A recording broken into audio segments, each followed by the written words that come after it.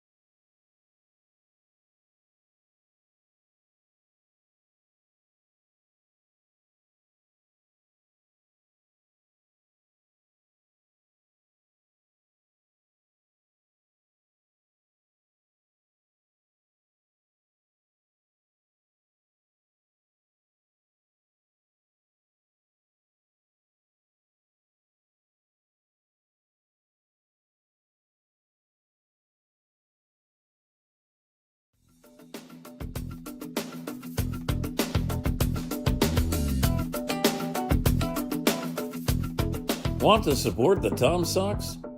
We offer many tiers of sponsorships with numerous benefits. Head to tomsox.org/sponsors to learn more about how you can become a valued partner today. Become a host family today. Host families provide players with a home away from home while building connections that go beyond baseball. Discover the lasting impact that host families have on the team and our community at tomsox.org/host-families. Contribute to Charlottesville Community Baseball today. As a 501c3 nonprofit organization, your support helps the Charlottesville Tom Sox create unforgettable memories and develop baseball's future stars right here in Central Virginia. Visit tomsox.org/donate to see how your gift makes a difference. Don't miss a single moment of Tom Sox baseball. Check out tomsox.org/schedule to see when the team is back in action.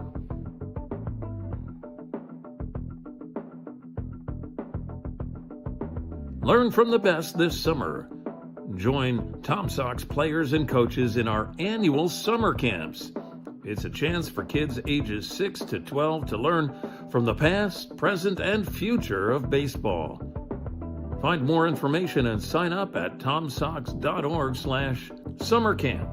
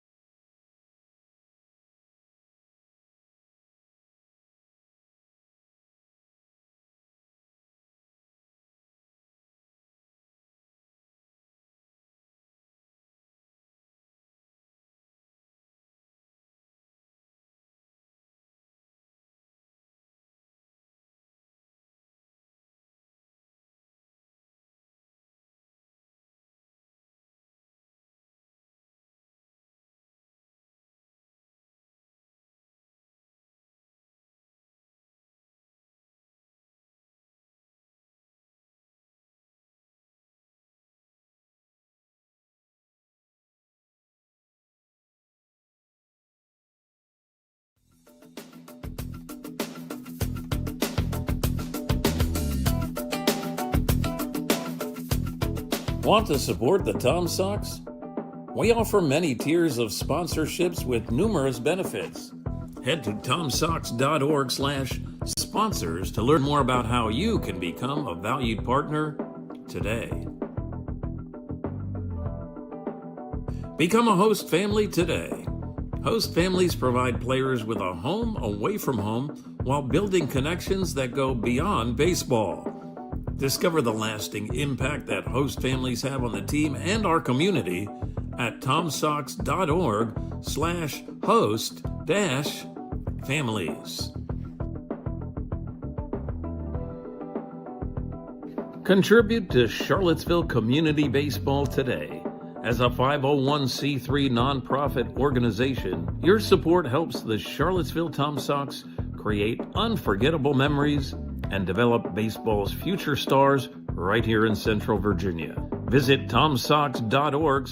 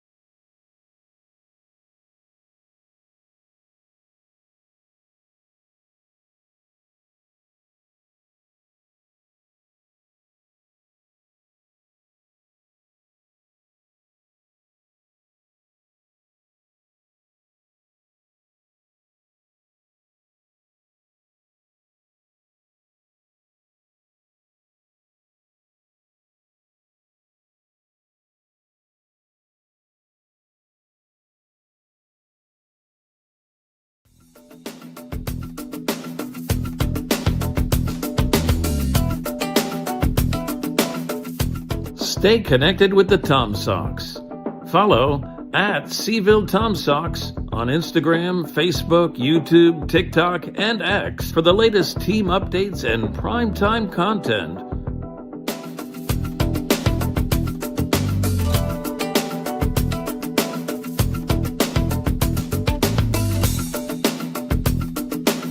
Explore our redesigned website at tomsox.org for everything Tom Sox baseball and sign up for our no-cost email newsletter.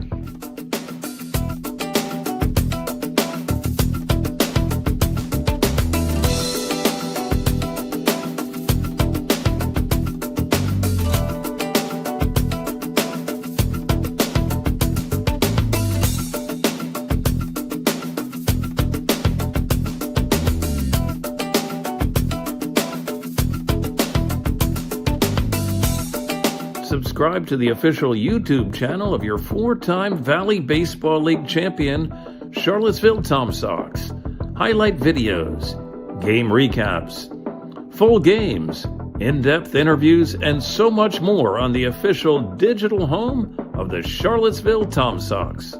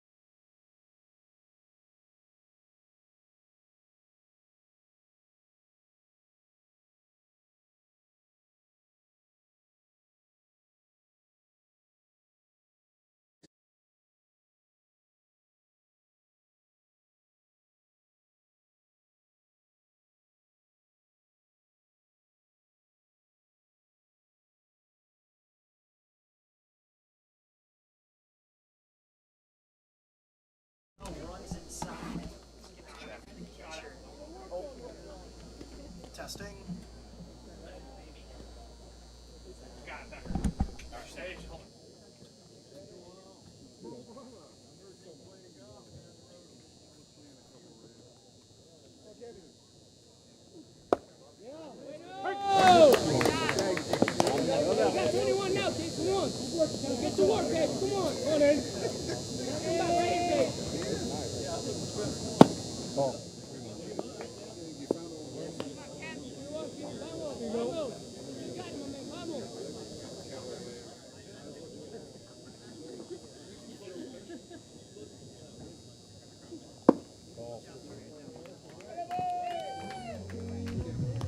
Hello, everybody, and welcome to this presentation of Tom Sox Baseball. We appreciate you bearing with us. You know, we had such a good first half of the first.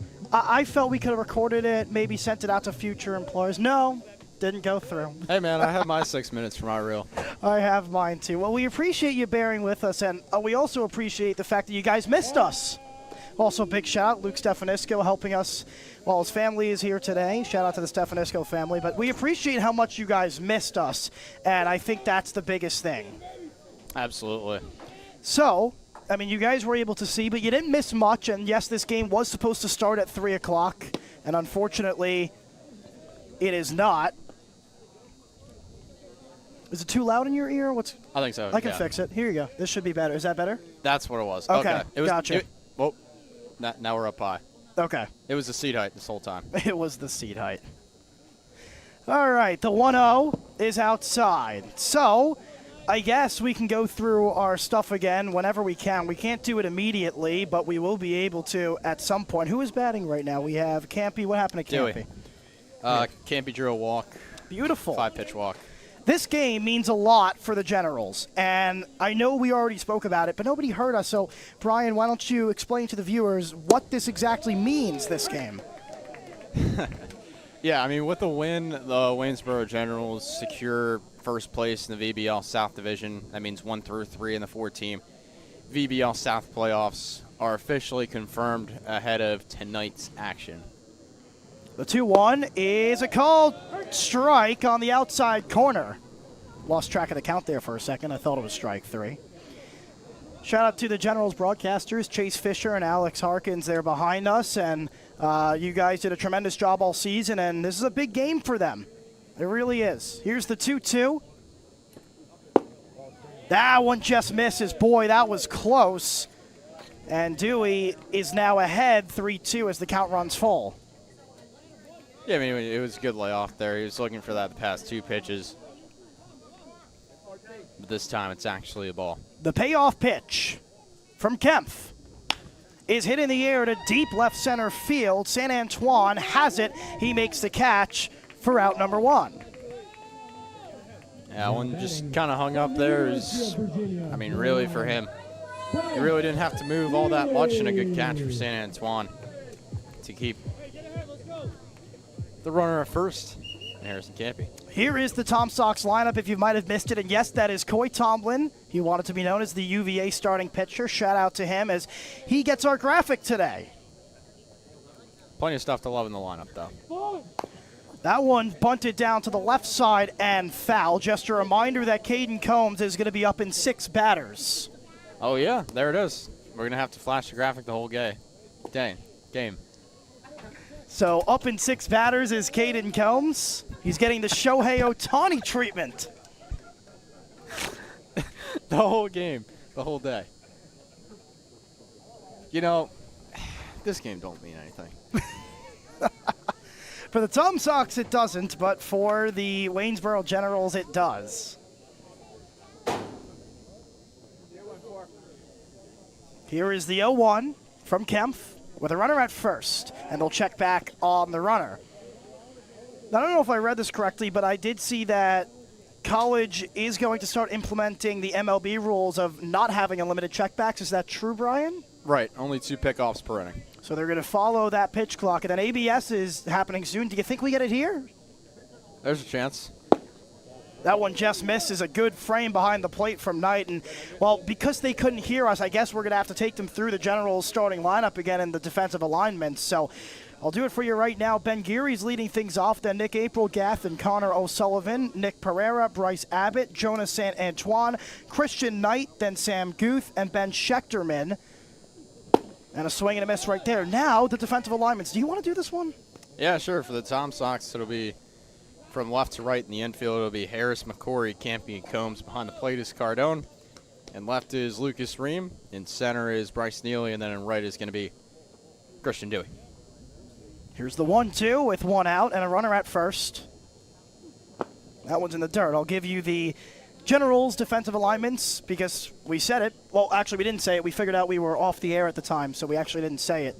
San Antoine is in left, then Guth in center. Schechterman's in right. Abbott's at first, Geary at second, Aprilgath at short, O'Sullivan at third, and Knight is behind the dish. Hopefully, I didn't speak too fast for you guys. I know that was very fast. The 2-2 from Kempf. Inside, ball 2 at 91 miles per hour. And once again, just a reminder, Caden Combs is 6 batters away. Yeah, he's getting the Shohei Ohtani treatment. They call him Big Riz. Here's the payoff pitch. Runner stays put. That one's hit in the air to center field. Aprilgath, Guth, and Geary are there. Geary makes the catch for out number 2. Good play by Neely to call everybody off there. And I mean, he knew it was his ball. Sometimes that's not going to be your ball. It's normally going to be the center fielder's ball, but he's able to back up and make a good play. So here is Lucas Ream. Steps into the box, the righty. Due up for the Waynesboro Generals. And I have to remark in my book, what happened to Christian Knight exactly last inning? I gotcha. So Knight was a regular strikeout. Okay. Yeah, strikeout swinging. Thank you. We're a little bit distracted. So due up for the Generals is going to be Sam Guth, Ben Schechterman, and then Ben Geary at the top of the lineup. Yep. 2 Bens back-to-back. Runner goes. That pitch is a strike. The throw to second goes into center field. Turning on the Jets is going to be Campy, and he gets to third safely. So a stolen base and then an error brings him at third. Yeah, I mean, that's a good decision, even though Lucas Ream is batting .263. You can't afford to take the bat out of his hands, and Campy is just naturally a guy who's going to want to steal more in his limited time. 2 stolen bases, but he's only been here a handful of games, so good situational base running, but regardless, some good running. The 1-1 with the runner at third. Breaking ball swung on and missed. That one at 77 miles per hour. You said Lucas Ream batting .263 on the season. That slugging percentage is all the way up to .400. The 1-2. Swing and a miss, and Kemp gets out of that jam. The Tom Sox stranded runner at third will be back in just a moment.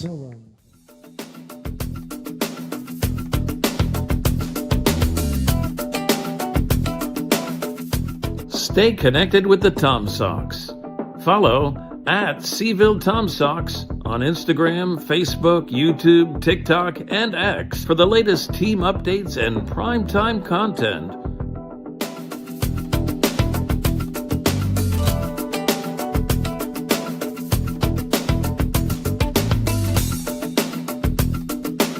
Explore our redesigned website at TomSox.org for everything Tom Sox baseball, and sign up for our no-cost email newsletter.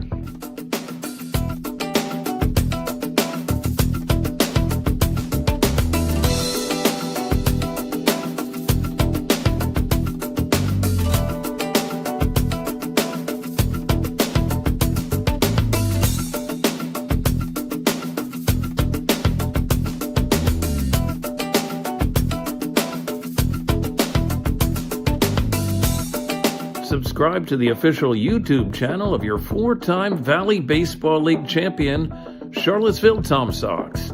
Highlight videos, game recaps, full games, in-depth interviews, and so much more on the official digital home of the Charlottesville Tom Sox.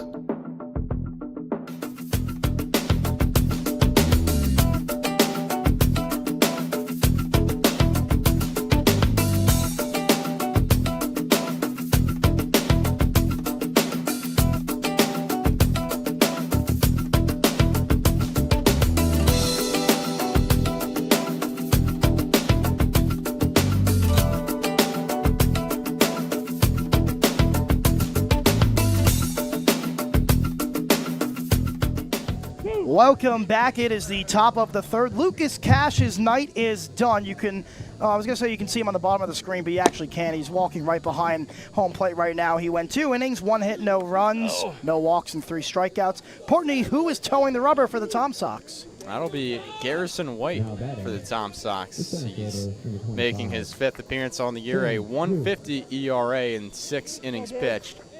4 strikeouts and just 2 walks, and it's been nice to see from him. It's now just an audition for the playoffs for him. Here is Sam Guth, his first plate appearance, and he grounds that one foul. He actually has his number retired in our press box behind him. The whole reason behind it is me and Ben were on a call, and Brian was trying to tell us that he was into the game, and we just couldn't read his handwriting, and we had no clue what was going on. I said we 25, and I said Sam Guth. And I couldn't even read. I couldn't even read. It didn't look like Guth. It was awesome. It was great. So he is officially retired up in our press box on the wall, thanks to Brian Portney and us, I guess. Yeah, no, it was a team effort for sure. So here's White. The 1-1 misses away, 83 miles per hour on that pitch. Sam Guth is batting 183 on the season with a slugging percentage of .280, an on base of .347. You can do the math for the OPS. I'm not going to do it because I'm going to mess it up. I know you can, though. You said 280, 347? Yeah, 347. It's 627. I'm going to confirm that at 627. I mean, you're. I don't want to say you're a human calculator, but you're very close to it. Appreciate it. The 3-1 is hit in the air to deep right field. Dewey goes back, inches away from the track, and he makes the catch for out number 1. Well, you guys didn't get to hear this. And I guess now that Cash's night is over, we can bring it up.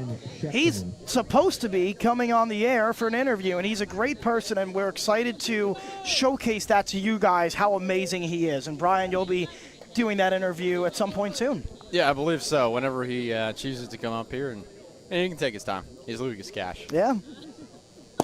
That one's inside. We like to call him the mayor of Charlottesville, and I think that's pretty fitting for him.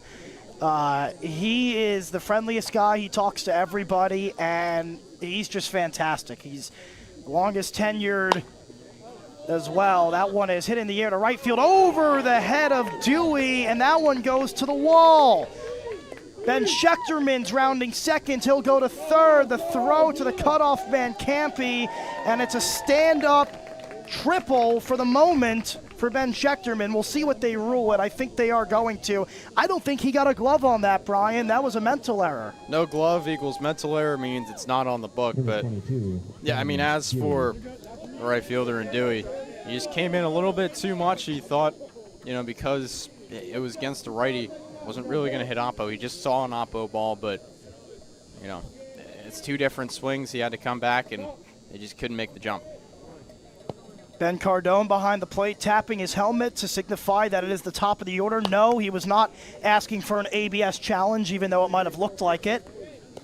So We do not have that. Ben Cardone behind the plate was signifying top of the order by tapping the top of his helmet, but if this was the MLB, he would have been arguing, I guess. No, I mean, there's no pitch that ended up happening. That one's grounded to the right side. That's a base hit, and the Generals lead it 1-0. An RBI single from Ben Geary, who struck out his first time up, gets revenge right there and makes it a 1-0 game. They're really liking that right side right now. I mean, it doesn't matter if it's one batter or another. It's been all righty batters just crushing the Oppo so far. And I mean, if you're the next righty batter, who's April Gath, I'd say you go ahead and continue this trend, throw your hands out as well. Once again, this game means a lot for the Generals, a chance to be atop of the South Division as that one runs inside, and a chance to play, well, a mixture of three teams right now. It can be Harrisonburg, it can be Culpeper, it can be Covington. Is anybody mathematically eliminated yet, Brian? Covington, no. And this game has no bearing on it. The 1-0 is inside. What I will tell you, though, is the tragic number for Culpeper is 2, Covington is 1, which means, I mean, if they lose it all today or tomorrow, or Harrisonburg wins it all today or tomorrow, I mean, they're done. As for Culpeper, I mean, it's not very likely they're going to stay in the race. So right now, if I were to make a projection, it's Harrisonburg.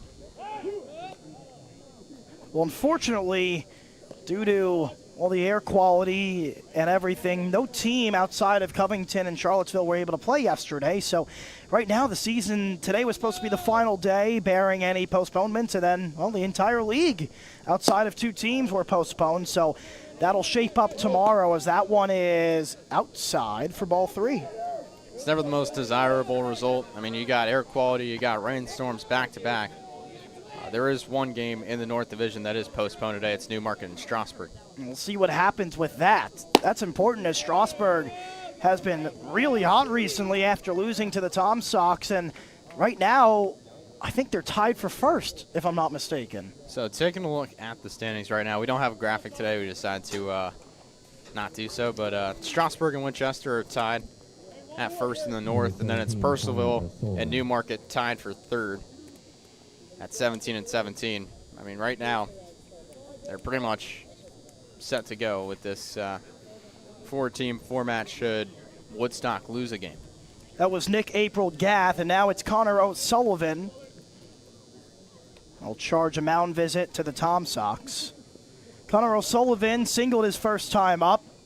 That was in the first inning. He was the lone runner left stranded. We were able to speak about him in that first inning, but you didn't hear it. That's okay. We'll say it again. Brian, his slash line is fantastic, and he's one of the most quality hitters on this team. Yeah, 315, 496, 416. That's average on base and slugging percentage. And the real highlight for him is that he's riding a 14-game on-base streak. He now has a 15-game on-base streak after singling back in the first. Runners at first and second with one out. Double play depth for the Tom Sox, but that one's hit in the air to deep left field. Going back is Neely and Ream, and it's off the fence. One runner is rounding around third. They throw to the cutoff man. They throw to the plate. It is not in time. 2-run score. And then moving up to third is O'Sullivan, Geary, and April Gaff using their speed and coming around to make it a 3-0 ball game. We talked to head coach Mike Galino, who's actually the manager of the Valley League All-Star game between them and Cal Ripken. He says hitting's contagious, and that's what happened in that 12-3 victory over the Cal Ripken Senior All-Stars. But right now we take a look. Pitching coach Will Pearson is out on the mound to talk to his guys. Well, take a look at the series history, and, well, for the Tom Sox, the series history is great. It's fantastic. They're 44-33. This season, though, not so great. 0-5 and on the verge of 0-6. The Generals have had the Tom Sox numbers, and despite this game not really mattering, it matters for the Tom Sox pride. Absolutely. I mean, you don't want to go 0-6 against a team in a year, and it's very hard to beat a team 6 times in a row. And it also sets precedent for the playoffs because the Tom Sox win their first series, they will most likely go on to play the Waynesboro Generals. Waynesboro has been steamrolling ever since the first game of the season where they beat the Charlottesville Tom Sox. And I know we were asking if they were going to be able to keep that up and maintain players, and they have. And, well, they're 1 win away from a South Division regular season title, and a very well-deserved one. The 1-0 is a called strike at 85 miles per hour. It's Nick Pereira, the DH, who lined out to left field his first time up.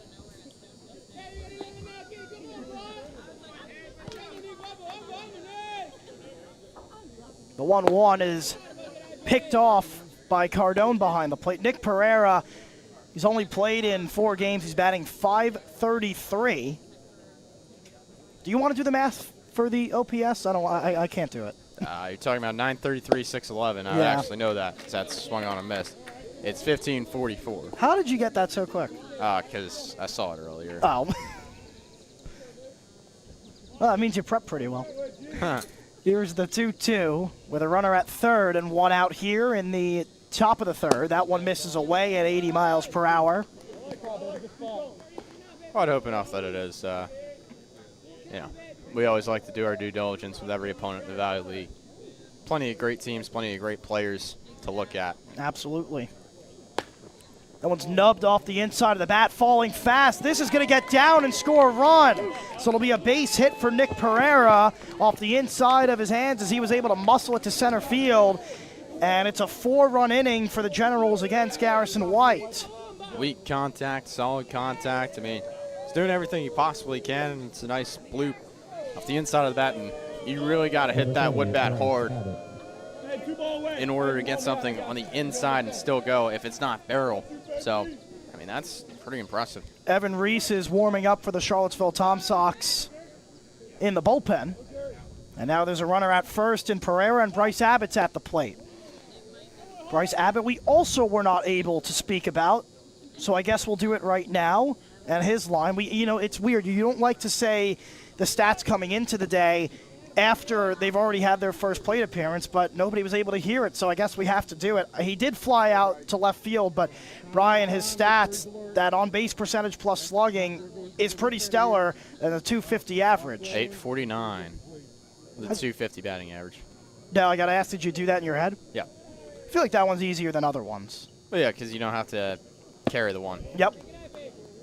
Were you always good at math? Like in middle school, elementary school, high school? Oh, I was awesome at it. Yeah, I mean, I don't want to keep tooting my own horn. No, you can. It's really my dad he always talks about break it down, boys. He's listening to the broadcast today. Hey, Dad.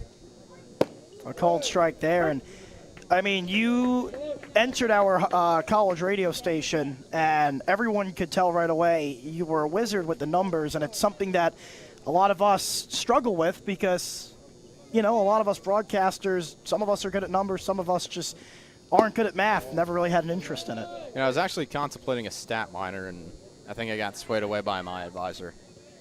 Because there's a lot of different classes you got to take for that. Yeah, what did you end up making your minor? Sports studies. That's same as mine. Very nice. 2-1 is ripped to the left side. Could be a chance for 2, but it's bobbled, so they'll throw to first. in time. A fantastic play by McCory, and Combs standing tall with the pick at first. Yeah, I mean, a great job by the shortstop and McCory to recollect. I know that was originally a tailor-made play, and then it was just a tough hop as it went off the glove. So he was able to recollect and able to get a nice throw out, and once again, get picked by Combs. Here's Jonas St. Antoine. Struck out looking his first time up. With a runner at second, that runner's Nick Pereira, the DH. The first pitch is high at 80 miles per hour. I mean, I guess I'll ask you guys this too. Are you good at math, Chase? A little bit. Are you good at math? Okay, Hark is with me. Both not good at math. Do you enjoy math? No, he said he doesn't. You do, though. Depends. Fouled off to the left side. I mean, some of your stat packs have been fantastic, and that's all over the Tom Sox website. Yeah. Try to do it like every Tuesday. Once we get a little break, every Monday, every Tuesday. We're gonna have something special coming out very soon. From 0-7 to the postseason, the story of the Tom Sox season, and we're all gonna work on it. It was your idea, Brian, and me, you, Ben, and Luke, and potentially Landon, if he has time, are all going to work on it. I don't think Landon's able to, though. He's in Albuquerque, New Mexico. Yeah, he did say that. The 2-1. A called strike at 84 miles per hour to make it 2-2. Yeah, he's taking his vacation en route to California, and then he's going to come back by Thursday next week. I think you are correct. And, boy, I mean, what a story for this Tom Sox season. And it's been a roller coaster, and it's been a little bit different as that one's ripped to the right side. It's a foul ball. You look at last year, everyone makes the playoffs, and they struggled at the start, but they were going to make it anyways because everyone did, and then they ended up getting the 3 seed and going to the championship. But, Brian, I know we weren't here, but this one just feels more earned because the bottom 2 teams don't make it, and there was a real possibility that this team wasn't going to make the playoffs, which is crazy for the standards of this franchise. I mean, yeah, this team seriously wanted it more. So we take a look at the 2-2. In the air to left field, streaking over is Ream. It's foul again. Yeah, I mean, well, this team simply wanted it more. Even when there was roster turnover, it was kind of getting rid of some players that just weren't performing up to the standard, and then also the guys who are able to step up like Connor Hedgebeth and whoever else, you know, anybody at the plate, anybody on the mound, they've been fantastic. That's a beautiful pick by Combs to retire the side, but 4 runs come home for the Generals. They lead it 4-0.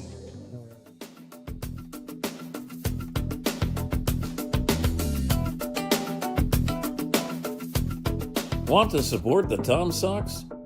We offer many tiers of sponsorships with numerous benefits. Head to tomsox.org/sponsors to learn more about how you can become a valued partner today.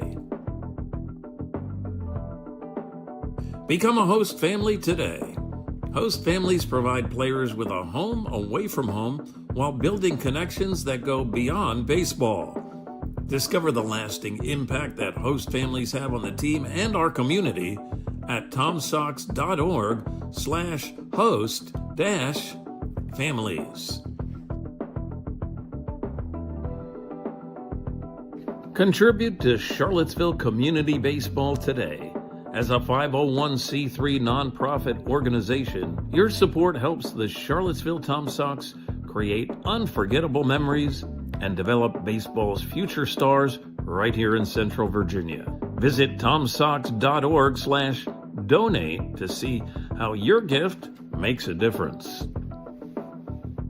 Don't miss a single moment of Tom Sox baseball. Check out tomsox.org/schedule to see when the team is back in action.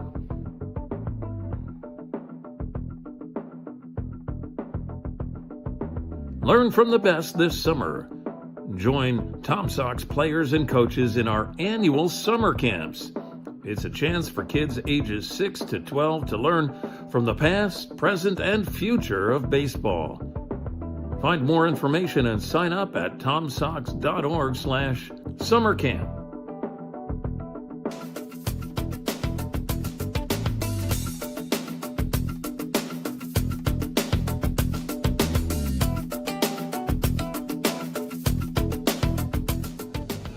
Xavier McCrory lead things off for the Charlottesville Tom Sox down 4-0. It'll be McCrory, then Cardone, then Lansmus. We'll flash this graphic for you one more time very quickly to give Coy his flowers. Very happy with this graphic and well-deserved.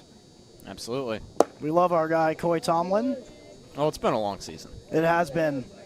But it's been a good season, and it's at times just been a very short season. It felt like it was just yesterday when the bus hit that curb at Purcellville. I remember that. The 0-1. That one just misses at 87 miles per hour. I remember that Purcellville game, and yeah, that was something. That ballpark is something else, I'll tell you. The 1-1 is outside for ball 2. Good take by him. Good take. You want to do this or you want me to do this? I guess it's your play-by-play. No, I mean, you won the lottery that we pulled. How are you? Good to see you. We can both do this, actually. So I'll ask him a couple of questions, then you ask him some. Yeah. So I'll start off, and we have a special guest joining us, and it is the man who just pitched, Lucas Cash. We also like to call you the mayor of Charlottesville for obvious reasons. How are you today, first of all? I'm doing well. How are you? Very good. That one is caught by Guth. Now, I'll ask you this. How'd you feel out there today? People are wondering. I mean, I felt good, but man, it was swampy out there. It was really hot. Really hot. It's very hot. Yeah. All right, I'll ask you a fun one at first. What I want to know is if you're going on a road trip, you can pick anybody on the team to go with. Who are you not picking? Who am I not picking? To go in your car. This is across, let's say, New York to L.A., straight across the U.S. Who are you not picking? You know, this is like a logic thing for me, but probably Caden Combs. Yeah. You know, he's a bigger guy. You know, a little more weight you're having to drag around your car. It's probably going to burn a little more gas, and I know that kid eats a lot of food, so that'd be stopping more. You'd be stopping a lot. Yeah, no doubt. All right, Brian, I'm going to give you the headset, and we'll just keep switching off. Yeah, I mean, I think the first fact we learned about you here was that you were doing full-time HVAC while throwing bullpens. How do you balance that? Honestly, man, just hope there's enough daylight in the day to just hopefully go out there and throw a little bit. But, you know, if I can't get it in, it's not a big deal. I feel comfortable enough just to come out here and throw whenever needed. Yeah. All right. Yeah. Yeah. Looks like we got 2-2 count here. Yeah. All right. Ball up high. Yeah. I'd say probably what was your favorite memory of being here in Charlottesville over your 4 years? Man, over the 4 years, I mean, I guess I'm going to have to say the 22 championship. That was my first season playing here for the Sox. I was fresh out of high school, so, you know, it was a lot of pressure on my shoulders to come out here and throw, but it was a ton of fun, and we won the championship that year. And, yeah, it was a blast. We played with some big guys on that team. I think I really enjoyed watching Trey Savage pitch that year. Nice. The guy was a stud.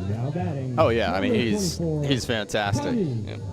Pitching the World Series is a big deal. Yeah. It's just pretty casual, I guess. Thank you for that set. Tommy's such a great hitter for this squad, and what I wanted to ask you is a lot of people don't understand how hard it is to pitch. They think you just go up there and chuck the ball. So I want you to kind of take me through how are you approaching Tommy in this exact situation if you were on the hill right now? Yeah, I mean, Tommy's one of our better hitters on the team here as a lefty. You gotta know your field, man. We have a short porch out there in right, 290, so you probably don't want to get anything inside on his hands, and he could potentially pull it out. So, the key to pitching is to get ahead and stay ahead early. The difference between 0-1 and 1-0 is astronomical. So, if I could get ahead with the heater, keep it outer half, and then just spin them and change ups off the edge, get weak contact. That's all you need out of them. So you have that disgusting knuckleball, and that's what makes you so different and separates you from everyone else. Where did you learn that, and how confident are you in that pitch? Man, honestly, it's just something you mess around with. I kind of played around with in high school with it. Never really pitched with it, but just threw it to my buddies and stuff. And bouncing around in college, velo was never there for me, and I knew I needed an outlier pitch. And my other off-speed stuff is good enough to get outs, but I picked that pitch up, and it's helped me a lot with getting swing and miss and just throwing guys timing off. It's something so different that many guys don't see. But yeah, I started throwing it in college a little bit, and then this summer, having the ability to call your own game is very freeing. So I've been able to throw it a lot more, and I've had success with it. So yeah, I was gonna say, does Ben or Dom, do they give you signs in certain situations, or is it really just up to you? I mean, they'll give me signs, but it's up to me. I'll shake if I want, and tonight I had a couple times shook to the knuckleball, and it was dancing around good, very, very low spin, and got a couple strikeouts from it. So I was happy with that. Absolutely. Yeah. We'll give this to Brian. Looks like we're working a 2-2 count here for Tommy. See if he can move our guy. Yeah. You want to do a quick play-by-play here? Sure. Yeah. 2-2. Line drive to center. Drop in front of him. Base knock for Tommy. It's pretty good. That's why he's reliable, man. Line drives, baby. Yeah. Well, now here he is. Caden Combs. Great guy. I love Caden. Just don't know if I'd go on a road trip with the guy. Yeah. We should show the special graphic.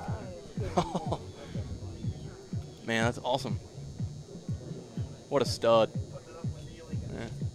Yeah. So, I mean, you're here over just about 2 months. How do the guys just kind of gel that quickly in summer ball? Man, it's like, it's going to be short term. So just getting here, you kind of have the expectations of, hey, I'm going to meet a lot of new guys, and just try to be as personable as you can. And I think our guys have done a great job of just, coming together. And, I think a big thing is spending time together off the field. That helps build relationships. And our team's got a good chemistry this year. We got down here. Well, this team is really something special, and I kind of want to bounce off that question. You were here from the beginning, and you've also been here for a long time. You've seen different types of teams. From 0-7 into a playoff format that the bottom 2 teams in the division get eliminated, what makes this team so different after dealing with all that adversity and allowing them to end up reaching where they are now into the postseason? Yeah, I mean, it's huge, especially coming from the beginning of the season where we were, we dug ourselves a pretty big hole, but we just, we kept on to the hope of, hey, we're gonna keep working, we're gonna get guys in here, and just, we had the mentality of just keep your head down and work, and we're at where we're at now for a reason, and we're just gonna keep just playing baseball, man. That's all you can do. I love it. I'll ask you another question. This is another fun one. Anybody on the team, 9th inning, it's a 3-2 game, the bases are loaded, and you're out of pitchers. The guy gets injured. You got to pull a position player, as that's ball 4. A position player is going to have to come in and get the final out. Who are you giving your trust in if you are the manager, Lucas? Oh, man, that's a tough question right there. Early in the season, we actually, had to put some position guys out there. I'm gonna have to put Luke on the mound. Yeah, he's I think it was Culpepper we were playing. And yeah. He went out there and gave us 3 or 4 innings, something like that. I think it was like 2 or 3 innings. Yeah, it was impressive. Yeah. I don't know if I assume he might have pitched in high school, but yeah, he went out there and just filled it up, and that's all you could want from a guy that isn't typically going to pitch for you. Not going to put Ben Cardone? Yeah, Ben, he'll fill it up too, but he might give up the long ball. That one's chopped to the left side. It is foul. We'll do it again. Brian, you have any other questions?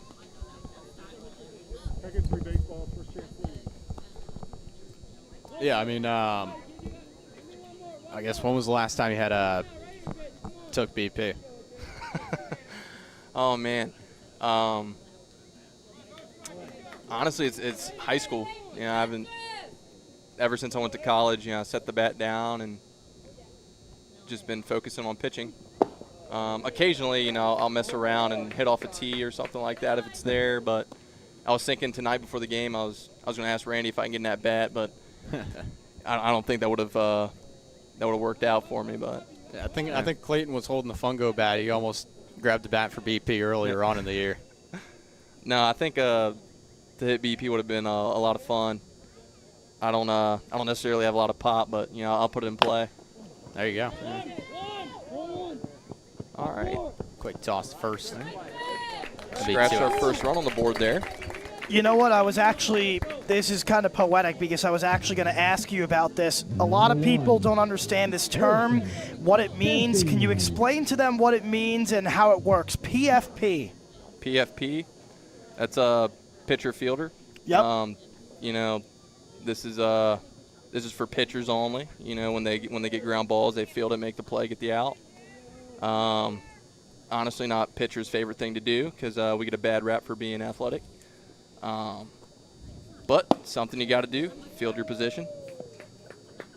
It's something that's so, difficult and the average person doesn't understand it. And I'll ask you, when you're pitching, and the balls hit your way, are you even thinking immediately, what am I going to do with this ball? Or are you still thinking about where your last pitch ended up? Yeah, no, honestly, majority of the time it's just a reaction kind of thing because you're much closer than anybody else in the field. So if a ball's hit at you, you're just trying to react, or, you get a weak dribbler, it's just instinct to go for the ball. There, foul ball. Who would you say is the best pitcher that's also a fielder on the team that can kind of do both? Who we got down there? I'm going to say we have some young guys down there in our staff who are just out of high school. We probably were just recently playing a position. Like Arbelize? Arbelize or Eric. Yeah. One of those two guys, just out of high school but fielding. I'm sure our guys down there are very athletic. We don't have problems with fielding. It is really tricky, and I don't think the average person understands how difficult the PFPs are. Give this to you. They can be tough. It's up high, ball 4. Bases loaded, 2 outs. And we got Mr. Dewey up. There you go. One last question. If you were a hitter, not a pitcher, what would your walk-up song be? Oh, man, so I'd probably go with my walk-up song I had in high school, which is Sleeping on the Blacktop. Nice. Yeah. It's a good choice. Yeah. It was something I used to stick with back in the day, but I guess another song would be what's that one song? It's I think it's Dirty Cash. Yeah. Ground ball. Oh. There you go. Could not handle it there at second. One run will score, and that'll be bases loaded again. So only a 4-2 ball game. That's all the questions I have. Thanks for hopping on here. Awesome. Yeah, you got something for me? All right, yeah. I'll hang here all night, man. Yep, I got some for you. Will Pearson, very loved guy. First of all, apparently his name's Tricky now, I was just told. You guys changed that around. That's correct. But I want to ask, because not a lot of people are professional ball players or even at this level. You're struggling out there. You guys have a great relationship, and he has it with every pitcher. What kind of goes on in that mound visit when he's trying to calm you down after you've, lost control for a little bit or something's gone wrong? What is he saying, and how is it working for you? Yeah, he's a very just laid-back, low-key kind of guy. So, he'll take a mound visit, but it's usually nothing serious. He might, ask you about a sporting event that has nothing to do with, the actual game going on. Just, try to settle your nerves if you are out there struggling a little bit. But, yeah, majority of the time if he's coming out there, I know it's just, just a reset thing. And he's not out there to chew you. Is there anything like later in the game that he'll notice, or there's any, if there's anything different, is there anything he'll give you like, oh, you're releasing too high or something like that, something that you might not realize? Yeah, sure. I mean, I think kind of not going along the lines of mechanics, but, he's sitting there charting everything. He's, this guy popped up on a fastball last at-bat, like, let's spin him. Something along the lines of that, or, just trying to give you a game plan of, how we're going to get you out of it. Check swing there, and it's 2-2. And I'll ask you this. You obviously played high school ball, and me and Brian always have this conversation. If you played high school ball and you made it to this level, you were probably pretty good in high school. Did you hit in high school, or did you just pitch? I did hit in high school, yeah. How'd you do? I was a good hitter. When I wasn't starting pitching, I was starting center fielder, leadoff batter. Back in the day, I was a little quicker than I am now. But, yeah, I think my junior year I batted about 400, somewhere around there, and my senior year I battled with some injuries, so I missed a couple games and batted, I think, upper 200, so pushing that 300 mark, but I didn't have much pop. Looks like we got another run there. Walk. Yep, merry-go-round was in motion, and that is the third run of the inning for the Tom Sox. You have another one? Yep. All right. Feeling all the love tonight, guys. Of course. If you had, if you weren't playing this sport, probably what sport would you play? I think about this a lot, and if I didn't play baseball, I would pick up the golf clubs. I'd be a golfer. What's your handicap? Man, if I actually kept track of it, I'd probably say I'm around a 10. Not bad. There, yeah. I usually can go out in the course and shoot a low 80s, somewhere around there. Nice. Yeah. But, yeah, I think back, like, to high school in the fall, and I wish I played, back in high school, because that's free golf. It's expensive to go out there and play now. Oh, yeah. I mean, we were just hitting on a par 3 right ahead of the All-Star game. Me and Matt were. Yeah. That was pretty good, but those are a lot of fun. Oh, yeah. We had one at school. It was a free course, and you really only need like 2 or 3 clubs, a putter and a wedge. Oh yeah, that's always nice. There's no hole longer than like 100 yards, so it's something fun to do. Oh, always. I'll hand it back to you, Matt, if you got any more questions. You must be the good luck charm. It's 4-3 now, and this is a tricky situation. How are you approaching this? You've let up 3 runs in the inning. I guess if you were hypothetically in his shoes. And you're just walked in a run. You're trying to reset. It's 1-2, and you know Reem. How are you approaching this? You're ahead in the count. Yeah, I mean, this guy's doing a good job here. He's ahead, 1-2. He, getting ahead early. Lucas has got a lot of pop. Kind of a pull guy.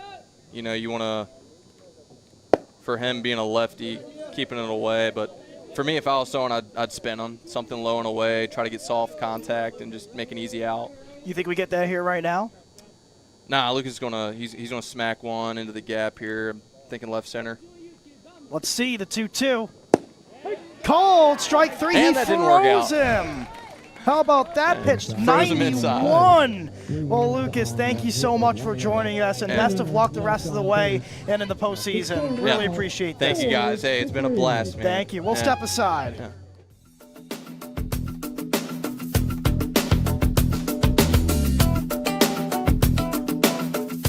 Stay connected with the Tom Sox.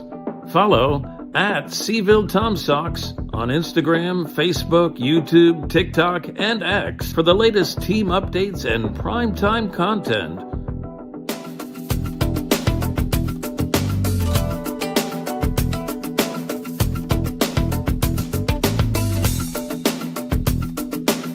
Explore our redesigned website at TomSox.org for everything Tom Sox baseball, and sign up for our no-cost email newsletter.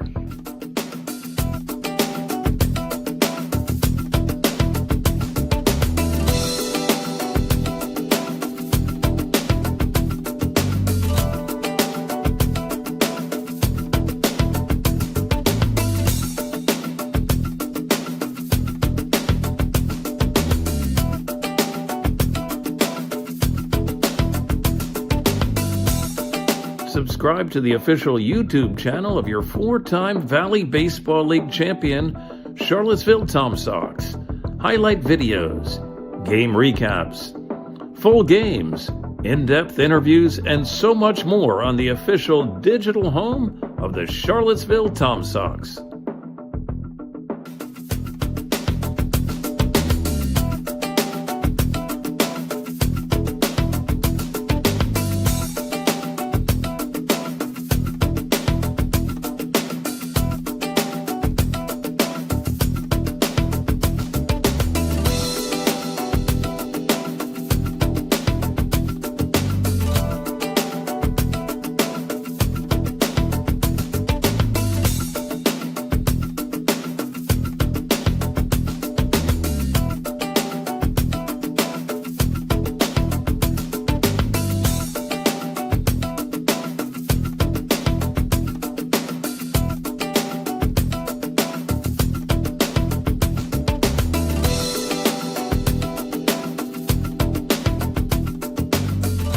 Welcome back, a new pitcher on the mound. No, it's not Lucas Cash, it's Evan Reese. And thank you to Lucas Cash for such a tremendous job up here. We enjoyed talking to you. Portney, you have more on Evan Reese, number 13. Yeah, I mean, first I'll say it just pretty much reaffirmed Lucas Cash, great pitcher, an even greater person. It's a broadcaster cliche, but it's really true here. It absolutely is, and I wouldn't even say it's a cliche.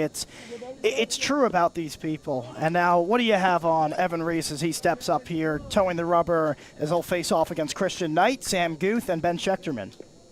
Evan Reese making his 7th appearance of the year, 7 2/3 innings pitched, 3 strikeouts in that, and a .250 batting average against. You know, I realized during the interview, I think it started drizzling sideways, and it started making its way into the booth. I was thinking about shutting the window, but it ended up not being a problem. That's just the way it is. That's a good song. We were talking about that in the car when we were waiting out the delay. That is true. That's ball 4. Do you want to make that challenge? I know you and your dad very into music. So am I, but you and your dad specifically. Do you want to make that a challenge? You have to no, man. Get a bunch of song names in for the next. I did the whole dairy references thing. You did. And I'm going to be honest, that was pretty painful. Shout out to our SID, Luke Stefanisco, for setting up that amazing interview with Lucas Cash. Yeah. The dairy comments one was fantastic. Here is Sam Guth, the center fielder. He's 0 for 1 tonight. And I got to say, I was dog tired of saying spoiled. That's a good one. I get it, and there is money on the line. But it's I tricky. Really want to and it was radio, so it's even more. Randy Tomlin is going to make his way out for a second. It's a little rare this early, but he definitely must have noticed something with Evan Reese. And you got to remember, Randy is a former pitcher, so if anybody knows best, it is Randy. And if he's making his way out, he must be noticing something and wants to make an adjustment. Yeah, 6 straight balls to start the outing for Evan Reese. Not exactly ideal or what you would want. He just issued his 16th walk of the year, so I mean there is that one thing. It's just command issues. You got to find his way to locate missing high, missing anywhere he can miss. So that's obviously something to think about. But yeah, it was $10, by the way. Yeah, it was. That song, by the way, that plays during pitching changes. If I ever hear it again after this season, I think I'm going to lose my mind. No, it's a good song. I'm sick of it. I think it's Axel F, but it's a slow down version of it. That's a little different. I think it's the original one. Is it? It's the original one, yeah. I don't ever want to hear it again. Here's the 2-0 and a called strike. And we'll shout Ben out, Ben Rikosh, and he does a fantastic job with the audio, and he's very clever. It's a tough job. You want to hit the nail on the head with a lot of things, and the sound effects, as that one is inside. Yeah, I mean, absolutely. Doing a great job with the music. Shout out Edison today. Edison is manning it today. I couldn't see him over there. That one's inside, and now runners at first and second with nobody out. Yeah, I don't know about this, man. Number 28, Ben Schechterman. So we'll see what Ben Schechterman can do as the Tom Sox are battling back to make it 4-3, and now runners are at first and second.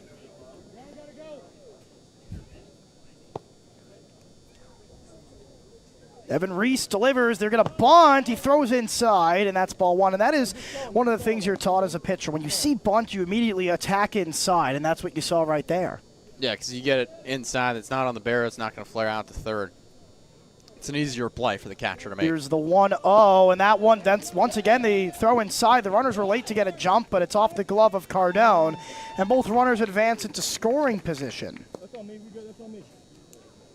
Ben Cardone says, that's all me, that's all me. It's a good job by the catcher to take accountability. I think we have the attendance. Really nice crowd considering their whole rain delay and the weather. You got to remember, it is pretty much a rivalry in terms of proximity. Waynesboro about a 37-minute drive from here to Prosperity Home Mortgage Field. 3-0. Called, strike at 85 miles per hour. I rolled out a pass ball. That makes sense. And yeah, that's what Cardone was saying. He said, my bad. Pretty much admitted to the pass ball. That one misses outside for ball 4, and we'll see what Randy Tomlin wants to do here, as there is a player getting warm, and I think he's going to make his way out and make a change. So we're going to get a call to the bullpen. It's the second mound visit of the inning, and we will step aside right here on Tom Sox TV.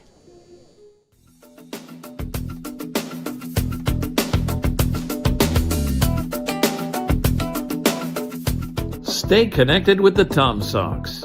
Follow at Seville Tom Sox on Instagram, Facebook, YouTube, TikTok, and X for the latest team updates and primetime content.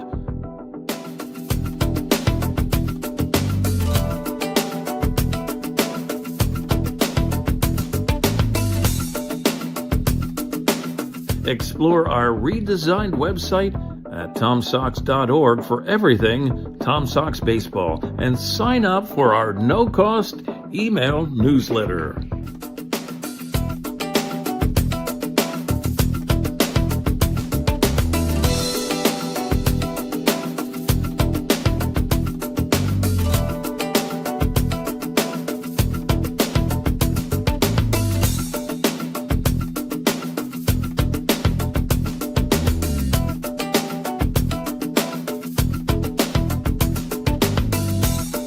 Subscribe to the official YouTube channel of your 4-time Valley Baseball League champion, Charlottesville Tom Sox. Highlight videos, game recaps, full games, in-depth interviews, and so much more on the official digital home of the Charlottesville Tom Sox.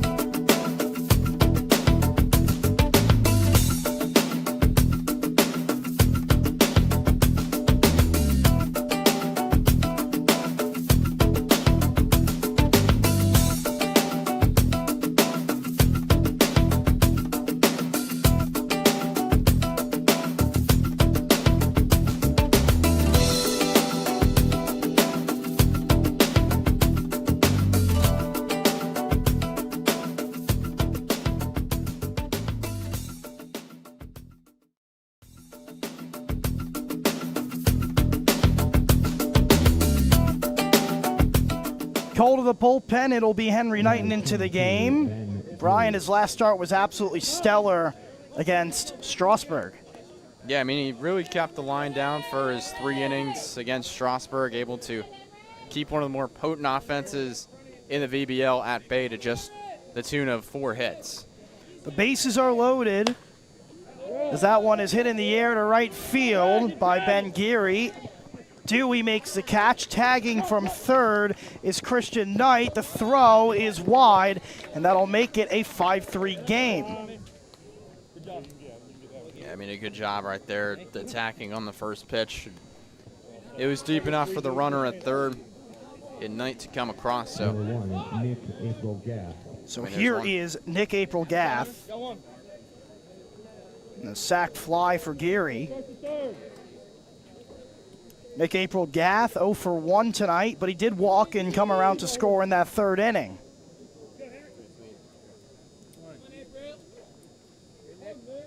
Runners at the corners as only one player moved up. So Ben Schechterman remains at first and Sam Guth is at third.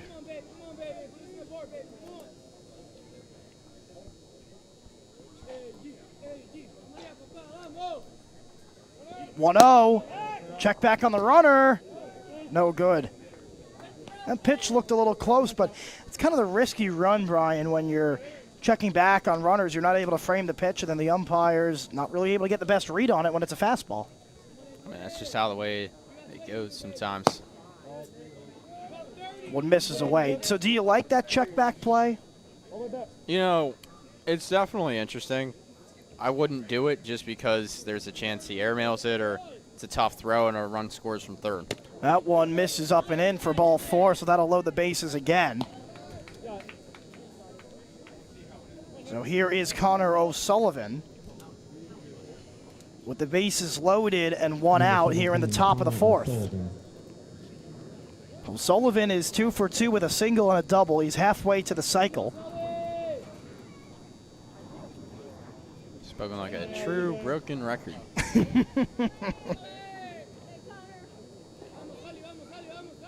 The first pitch is high for ball 1 at 85 miles per hour. This has been a very chaotic game so far. I mean, you have the delay. And then you have a bunch of runs being scored by both sides. That one is hit in the air to deep right field. Going back is Dewey. He makes the catch. Tagging from third is Sam Guth. He comes around to score. And moving up to third is Ben Schechterman, so that'll make it 6-3. It's another sac fly, and that's what happens when you walk the bases loaded twice. Yeah, I mean, that's just the price you pay. A lot of hard fly ball contact is good to see from them. Waynesboro about the middle of the pack in terms of sac flies coming into this game. Only 14, and now they have, well, 2 and 3 turns to the plate. Nick Pereira, the DH, as you mentioned. He's 1 for 2 today. And a called strike at 85 miles per hour. Bryce Abbott's on deck if it gets to him. With runners at the corners, Nick April Gath is at first, and Ben Schechterman is at third. 2 runs across in the inning so far. They'll check back on April Gath. Not in time. Again, Cardone's got a good enough arm where he's probably not going to make that mistake, but again, you want to keep that second base open so you have a chance at an easy fielder's choice.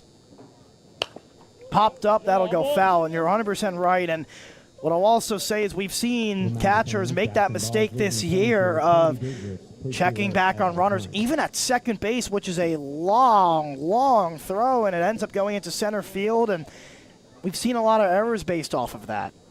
Yeah, absolutely. The 1-2. Runner goes. Swing and a miss to retire the side. 2 runs come across. That makes it 6-3 in favor of the Generals. We'll be back in just a moment.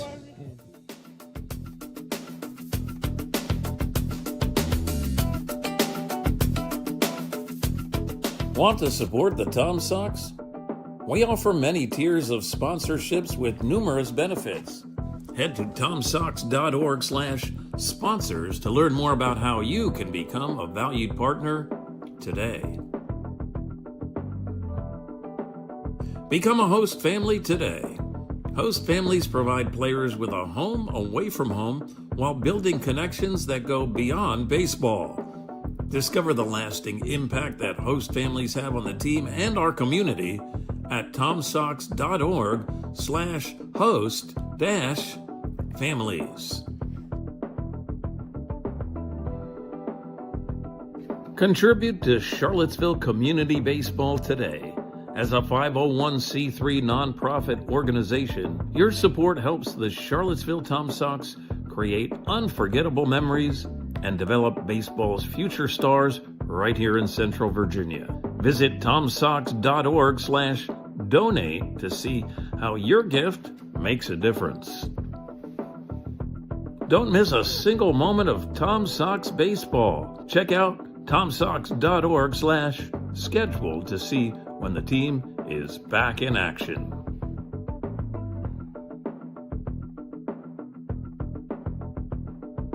Learn from the best this summer. Join Tom Sox players and coaches in our annual summer camps. It's a chance for kids ages 6 to 12 to learn from the past, present, and future of baseball. Find more information and sign up at tomsox.org/summercamp. Top of the lineup for the Tom Sox, Xavier McCrory leads things off. Once again, thank you to Lucas Cash for coming up here and joining us in an interview. So here is Xavier McCrory as the Tom Sox are now down by 3. We'll give you another reminder. Again, this game for the Generals means a lot. A South Division title on the line. They have destiny in their own. They control their own destiny when it comes to that, and they'd like to finish the job here and not really worry about tomorrow's game, as that one is ripped to the right side, and that'll go foul. One of the pitchers tried to barehand it. That's not that smart. That's a good idea that he kind of laid off that one, but yeah, I mean, in terms of that, I mean, why not you just keep Cash up here? Would have been the good luck charm. I agree, but you know, going back to the whole Waynesboro's got to play Stanton tomorrow, and what could be a huge battle is that one is that strike 3 or strike 2? Strike 2. Okay, sorry guys. So Xavier was flabbergasted at that pitch. I wasn't sure if he got rung up on it.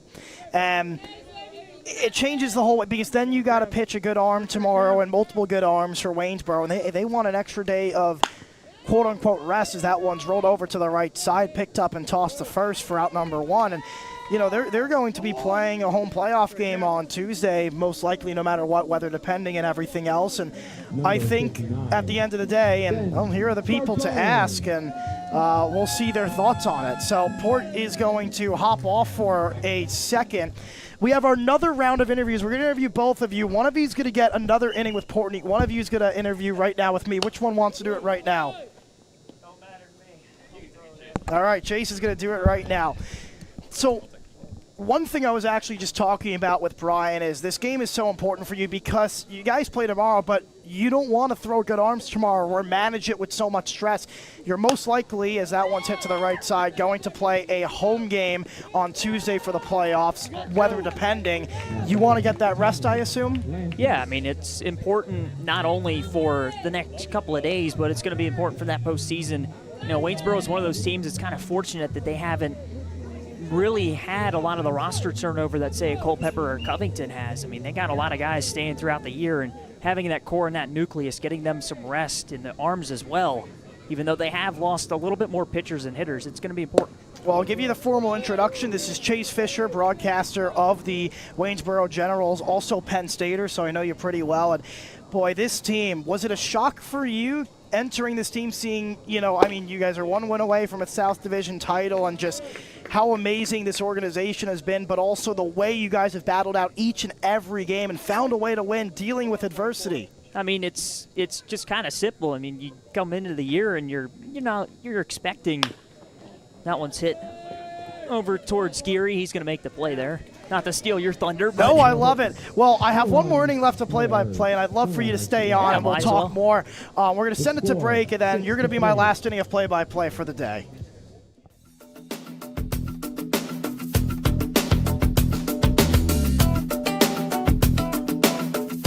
Stay connected with the Tom Sox. Follow at Seville Tom Sox on Instagram, Facebook, YouTube, TikTok, and X for the latest team updates and primetime content.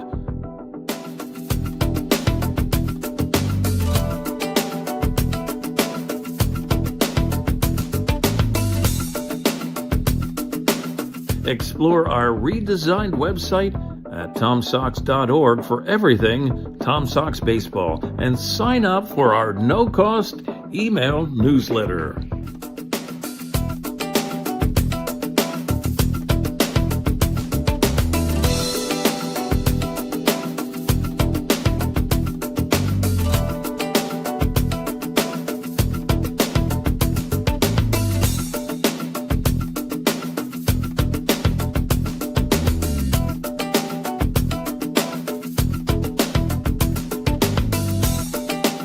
subscribe to the official YouTube channel of your 4-time Valley Baseball League champion, Charlottesville Tom Sox.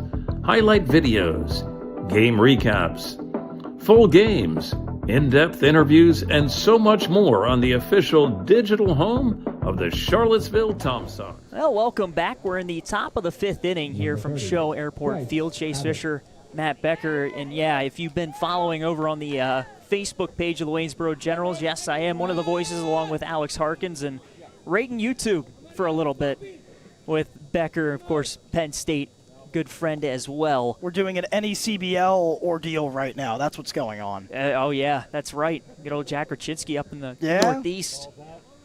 And the first pitch is outside. I believe that is Nick Pereira at the dish right now for the Gens.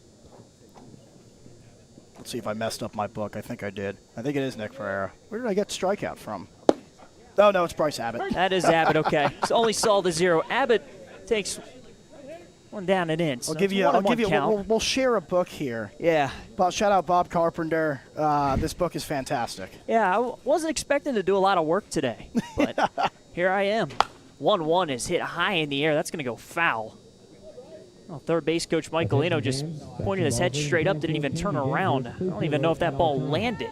And boy, Mike Galino has been fantastic this season. All-Star game head coach for a reason, and I'm sure for you guys, it's a pleasure to be around, and he's taken this Generals team to the next level. No, he has been an incredible coach, and with his first year, the hitting coach at Florida Southwestern, as Abbott gets plunked again. He got hit 3 times in the game against Covington. What if I told you we had a player have that happen as well? It was against Stanton, right? 21-0 win. That was Xavier McCory got hit 3 times. The football game. Yes, the football game. Have you guys have had a couple of football games, I think? I mean, we've had games that are, I mean, I wouldn't even say that. We've had some sprinkler events. We had the blackout against Covington a couple days ago. It's like the Super Bowl. Rain out. Yeah, we've had everything happen this year in Waynesboro. It's been a fun squad to be around, especially that they keep winning. We also had the blackout here. First pitch foul ball by Jonas St. Antoine and goes into the Charlottesville bullpen. I guess the only rule for you here on play-by-play is you can't mention the series history of this season against the Generals. That's true. No, we did already cover it. We'll flash it for you again. An epic comeback in one of them as well, down 12 runs. I would just ignore that 0-5 and look at the series history, personally. St. Antoine takes a called strike up at the upper part of the zone. I'll ask you this, Chase, even though you're play-by-play. What's one player on this Generals team that really surprised you as of late? Oh, that one rocks the pitcher. And that's going to allow for an infield single by Jonas St. Antoine with a little bit of help from the backside. That one's going to sting, and we'll see if Randy comes on out to make sure Knighton's okay. But, I mean, you guys, obviously, everyone's going to, everyone loses players getting late into the season, but has there been a player recently that's really stepped up that really you didn't know what they were going to do, and it's really dawned on you that this might take you to the next level in the postseason? Well, it's really been the guy standing there at second, Bryce Abbott. I mean, he's got a knack in the clutch spots for really getting it done. And the first pitch bunt up the third base line is going to tail foul off the bat of Christian Knight. But Abbott, he's been a guy that really turned things on late, and especially these last couple of weeks was the hitter of the week in the Southern Division in the VBL. Of course, had that big walk-off home run against Culpeper in about 1 or 2 in the morning. I mean, that was an insane doubleheader. That was unbelievable, and we were going to end up making our way, and we decided it was best to stay back. And it was so cool watching it on the TV, and, I mean, that was one of the best games of the season I think I've watched, and I only watched the last 3 innings, and it was fantastic. Well, Knight squares again, and he takes outside as Caden Combs came all the way. I mean, basically right up on the front porch. Oh my God! Of home plate. Could you imagine he slash hit it? Well, let's see if it happens again. Here comes Combs. Knight will now pull back. Combs has to huddle down as Knight pulls it foul. Oh my God! The announcer's jinx is it's starting to get a little bit too real. Oh my goodness! I mean, partner Alex Harkins had a couple of bad instances the other day. Now, I will say this about the Gens. The one thing they have to clean up that's been a recent trend, they lead the VBL in double plays by a long, long margin. Is that true? I mean, the Tom Sox did that at some point this season. It's nice to know that that has kind of went away. 1-2 gets away from Cardone. That's going to allow both runners to advance in the scoring position. So that kind of takes the ordinary double play out of order. It does. Trust me, though. Some of these teams find ways, I'll tell you. It's ridiculous, some of the stuff I see here. And it's very entertaining. Oh, Valley League has got some of the best baseball in terms of chaos. Remember the batter's interference we had on night number 1? That's right. Illegally batted ball. And then we saw with our amazing crowd mic a couple games ago, they called a chicken wing, and the batter was out. 2-2 tonight. He chops it over to second. And the throw in time. It will send Abbott to the plate, and the Gens have extended their lead to 7-3. First quarter score, if we want to go back to the football conversation. So that was Campy who made the play over there at second. Now San Antoine to third. 25, Sam Guth. Sam Guth, who is retired on our wall, now steps up to the dish. And he's a speedy center fielder. I've really liked watching him. And I know he's batting 183. I know he kind of struggles at the plate, but from what I've seen from him, defending is so important in the VBL, and you don't realize how important your outfielders are until you get outfielders that struggle. And to me, he's been very solid the entire year. 0-1 misses outside, and yes, he's had a couple of big plays, especially in recent weeks. A couple of catches up against the left center wall against Purcellville a few nights ago. Of course, the Gens with a 6-0 record against Northern League opponents, and if they do get Northern Division, I should say, and if they do get to the final, that's a good record to have. It absolutely is, and I think you guys have a very good chance of it. You got to get through the Tom Sox first, potentially. Could play them in the first round, but if they win, if the score holds, they will not, as that one fouled back from Guth. That'll make it a 2-2 count.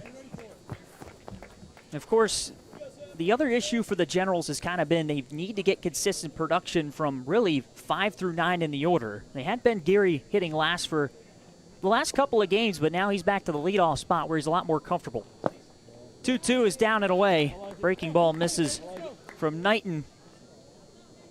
I think one of the things that you just mentioned for the Generals has actually been a big strong spot for the Tom Sox. Their bottom of the lineup has been a lot better.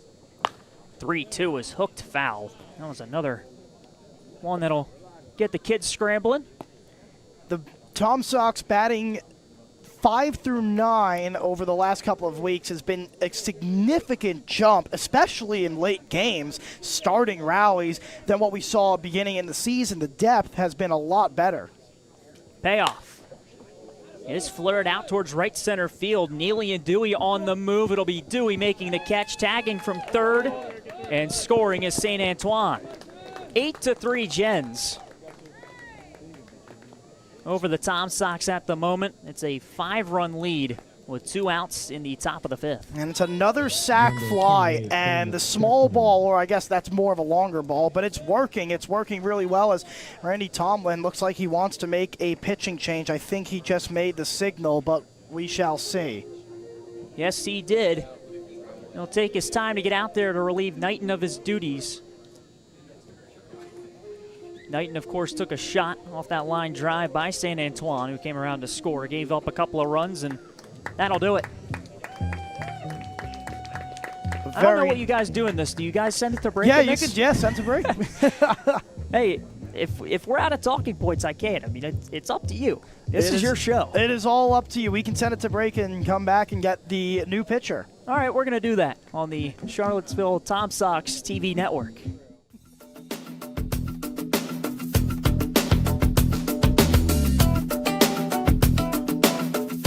Stay connected with the Tom Sox.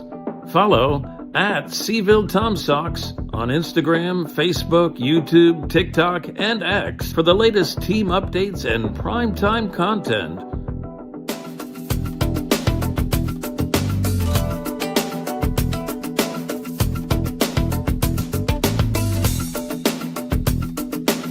Explore our redesigned website at TomSox.org for everything Tom Sox baseball and sign up for our no-cost email newsletter.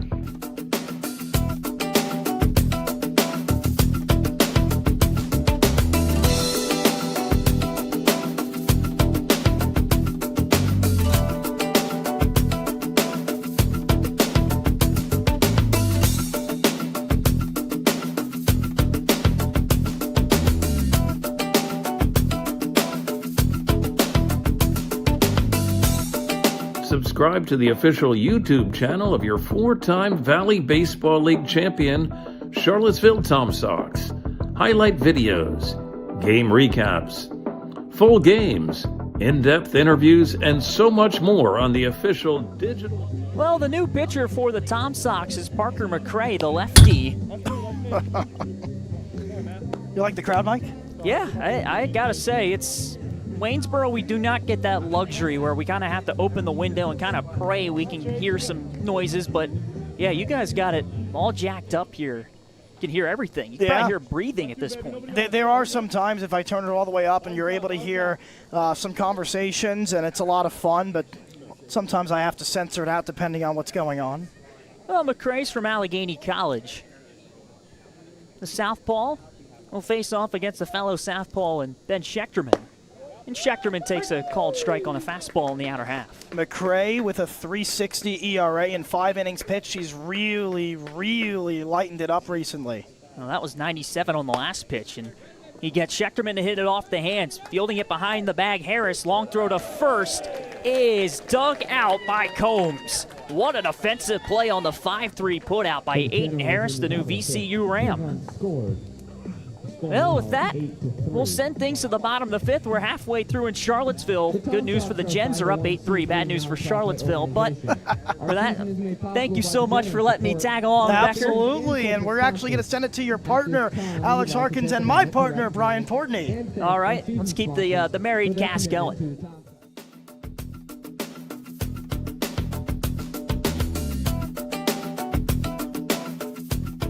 Want to support the Tom Sox? We offer many tiers of sponsorships with numerous benefits. Head to tomsox.org/sponsors to learn more about how you can become a valued partner today. Become a host family today. Host families provide players with a home away from home while building connections that go beyond baseball.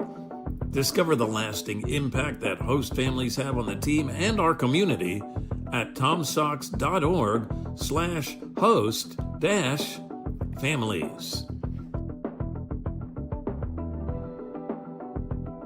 Contribute to Charlottesville Community Baseball today. As a 501c3 nonprofit organization, your support helps the Charlottesville Tom Sox create unforgettable memories and develop baseball's future stars right here in Central Virginia. Visit Tom Sox. Leading off for the Tom Sox, number 38. On to the bottom of the 5th inning here from Cho Airport Field. Alex Harkins and Brian Portney on the little trade-off between Chase Fisher and Matt Becker taking over here for the second half of the ball game. Brian, well, first of all, it's a pleasure to share the headset with you. Wasn't expecting to do this today, but we've got a good one on tap. The Generals leading the Tom Sox 8-3. Of course, yeah. It's as a formal introduction. It's the one of the 2 Waynesboro Generals broadcasters, Alex Harkins, as Chase Fisher just did in the last half inning. Kemp's first pitch to Caden Combs is flashed foul towards the right side. It'll be 0-1 on the first baseman. Combs so far today, he's reached base twice. Hit by pitch in the first and drew a walk in the third. I mean, it can really make you pay if you miss a breaking ball inside to him. Next pitch is outside, 1-1. I know Caden Combs is a fan favorite here, at least in the broadcast booth. Yeah, he's been great overall. Just a great player, a great person. Next pitch, he grounds foul towards the third base side. It's 1-2 on him. Now, what a snag by Maddox Frazier right there, a little one-hander. Maddox Frazier, of course, a right-hander out of the Waynesboro bullpen. The 1-2 to Combs. Into right center field, hit pretty hard. Guth is on the move. Still going back. It's going to split the outfielders and hit the fence. Combs is around first, chugging into second. He's going to get there sliding in safely with a leadoff double to begin the bottom of the 5th. Yeah, that's what we were talking about. He's got that power. He's able to just throw his hands out and get it to, an oppo right center gap. It'll make you pay. That went all the way to pretty much the wall of the warning track. He's absolutely got that power in him. So from one big hitter to the next, Aiden Harris, the third baseman, steps in now. And he's got a chance to cut away at this Waynesboro lead. Harris 0 for 2 in the ballgame. A strikeout and a ground out. And the first pitch from Kemp, swing and a miss. It's 0-1. Yeah, so he actually had a grand slam yesterday after not playing in the Stanton game the night before. And a couple of our guys, we just knew it. I thought it was going to be an L6. Long pause from Kemp, now the 0-1. Inside corner, and that's a called strike. Of course, Aiden Harris, he joined the team late, but showed the talent and the power almost immediately when he joined this Charlottesville squad. Yeah, I mean, I think he had a 5-game hitting streak to start his career in Charlottesville. He's down in the hole now, though, 0-2, and the payoff from Kemp is high. Off the glove of Christian Knight, that'll go to the backstop. Caden Combs will jog over to third without a throw. So the wild pitch advances Combs 90 feet. And he's there standing. 1-2 is the count on Harris. Yeah, I mean, it's a good job for him to take away from that, but as for Caden Combs, he's got the sneaky speed. You wouldn't think with his frame, 6'4", 255 pounds. First baseman, too. Yeah, but he's able to do so. He's got like 4 stolen bases this year. And the 1-2 to Harris is cut on and miss. A big out number 1 for Kemp. And as he goes down swinging, Combs will have to stay put at third. I mean, Aiden Harris has been quite a boomer bust player as of recent. He really has a lot of power, but sometimes some swing and miss stuff this week. So a quick mound visit. Mike Galino out to talk to Kemp. That might do it for the left-hander, and it will. Galino takes the baseball from him. So Aiden Kemp with a runner on third here in the bottom of the 5th inning will depart. The Tom Sox still trailing the Generals 8-3. We've got a pitching change here in Charlottesville. We'll go send it to break real quick. We'll be right back here on the Tom Sox TV.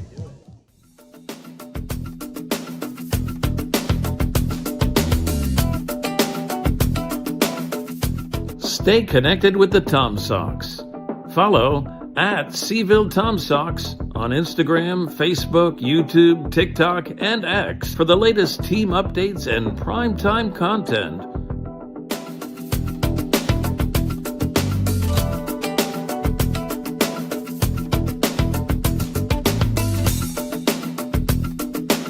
Explore our redesigned website at TomSox.org for everything Tom Sox baseball and sign up for our no-cost email newsletter.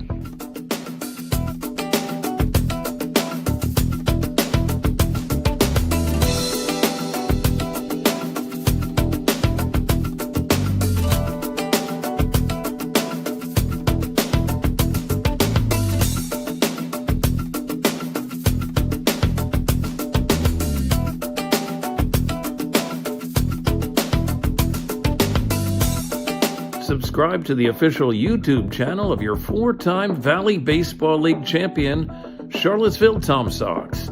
Highlight videos, game recaps, full games, in-depth interviews, and so much more on the official digital home of the Charlottesville Tom Sox.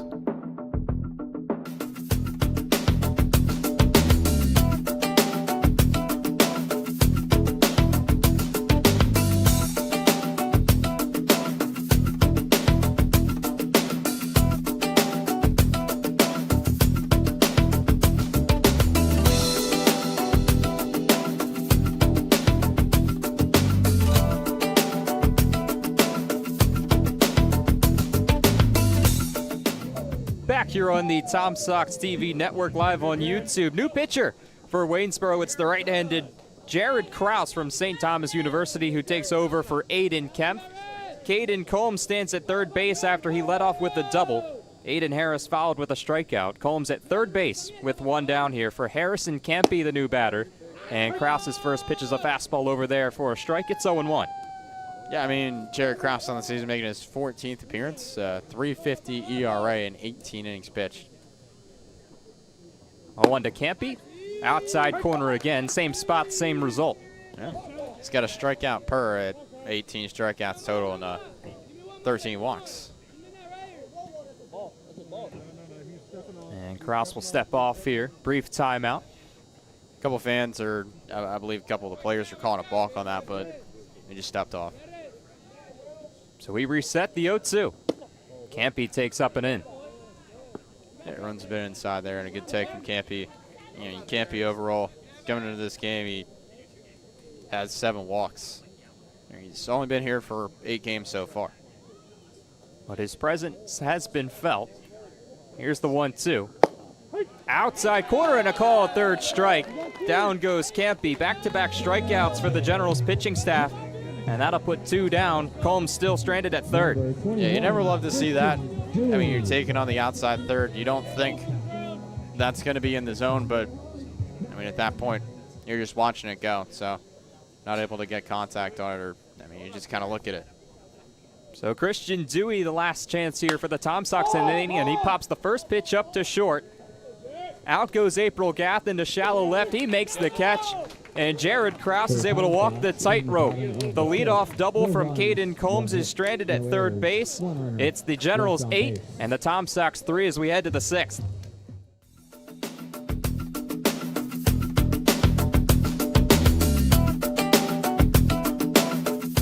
Stay connected with the Tom Sox.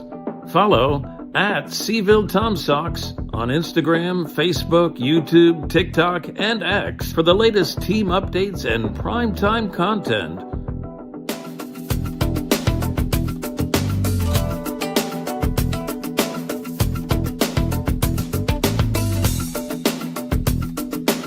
Explore our redesigned website at TomSox.org for everything Tom Sox baseball and sign up for our no-cost email newsletter.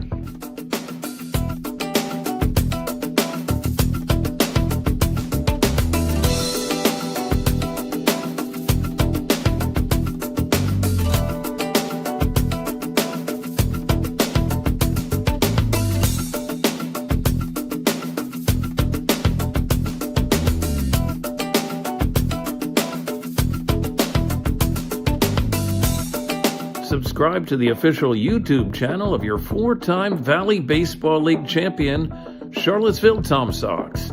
Highlight videos, game recaps, full games, in-depth interviews, and so much more on the official digital home of the Charlottesville Tom Sox.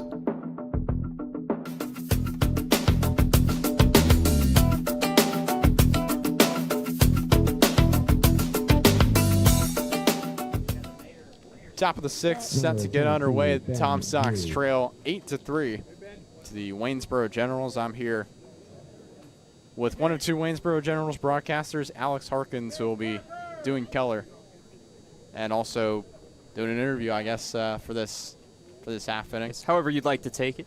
Yeah, I mean, it's just this kind of game. And top of the order for Ben Geary. And we were talking about this during the break. This is your first summer ball broadcasting opportunity. How's it going for you? Yeah, as Ben Geary takes on the outside corner. It's been good so far. Obviously, I've got to work with a great partner in Chase Fisher. Gotten to spend the summer in a new place, explore a little bit. Well, that's always nice. It's a great opportunity. How's it feel being in the booth? Feels great. Feels natural. Like Chase said, wasn't maybe expecting to head in the booth, but we've got AC up here, a little bit cooler than outside. There's no rain either.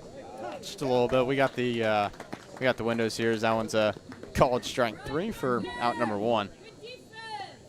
I'll bring up Nick April Gath. Is this your first summer ball internship too? Yeah. No, it is. It's. Can I ask you the same question? How's it been for you? Oh yeah, it's been real nice. I mean, I'm so blessed to be here. Wouldn't rather be anywhere else. Yeah, I could have been back home this summer, and just to continue to do the stuff that I love is always going to be awesome. Always fun when you've got some familiar faces too to come down here with. Yeah. I heard you were last summer doing a writing internship with the Reading Fightins. Yeah, that was more, just random press box duty stuff, whether that be scoreboard, game day, you name it. It was with my good friend Dom Pizzolanti, who's a comm radio guy. I fly ball in the air to left center field. Easy play for Bryce Neely to make the play for out number 2, but I mean, that's always nice to have it in, back-to-back years with somebody who's in comm radio. That familiarity, it's got to be pretty nice, right? Yeah, of course. Makes things easier transition-wise. Those first couple of days when there's someone you know and you can talk to in the car ride over, whatever it may be. Connor O'Sullivan steps up. He's had that sac fly back in the 4th inning. But, yeah, I mean, rain's starting to come down a little bit here at the Cho, but, I mean, you and Chase have been through plenty of crazy games like this. I mean, what's got to be your favorite of them all? Man, there have been so many chaotic games. I would say probably someone's fouled off by O'Sullivan. I would probably say the second game of the Culpeper doubleheader we had, I think 2 weeks ago now. Chase and I were at the ballpark for 8 hours. There was several lightning delays, and in a game where the Gens were up in the 9th inning, the Cavs came all the way back, took the lead, and then the Gens walked them off in the 10th inning. I think you guys were following along that one because that meant at the time a lot to you in terms of standings. But yeah, that was a fun game, a long day at the ballpark, but I think that's why I remember it the best, just because it was so crazy and so memorable. Yeah, as that one's fouled off. I remember it was me, Matt, and I think it was Luke as well. We were all back in the UVA apartment watching that broadcast, and I remember how electric that room got when it was just a long fly ball that ended up being for a home run, I believe, to walk it off. Yeah, Bryce Abbott. That's a tough hit by pitch on the elbow for Connor O'Sullivan. Yeah, it's not a guy you want to see get hit in that area too. Of course, he missed about a week earlier this season with a hand injury. That one caught him in a similar spot. Yeah, that'll bring up Nick Pereira, who has a single today. I mean, he's been pretty fun to watch so far in just 4 games, now going on 5. I mean, how have you guys been able to really watch this team and see how this team goes as the season goes along? Yeah, I mean, I think the Gens were one of the few teams, that's called a strike, that kind of had a full roster at the beginning of the year. I know you guys had to wait for a lot of your key guys to arrive, but the Gens from day one had their team kind of filled out. And, Nick Pereira being one of the lone examples of guys that joined late. But all the guys they've acquired have been really talented. I mean, that is great. So I know you guys are covering games in the press box at Prosperity Home Mortgage Field. You guys go out to any of the road games? Besides these ones here in Seva, we have not. I mean, this is the closest drive for us. The called strike 3-1 the frame. And limit the damage to 0 runs on just 1 hit by pitch, no hits. Well, thanks for coming along and sticking along in this. I'll shake your hand. Yeah. There you go. I'll shake your hand. That was Alex Harkins of the Waynesboro Generals, and we appreciate you guys for sticking along. We head to the bottom of the 6th. When we come back, Tom Sox down 8-3. They help keep our team fed after every win.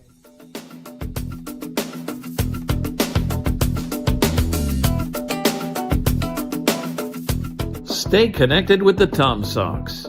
Follow at Seville Tom Sox on Instagram, Facebook, YouTube, TikTok, and X for the latest team updates and primetime content.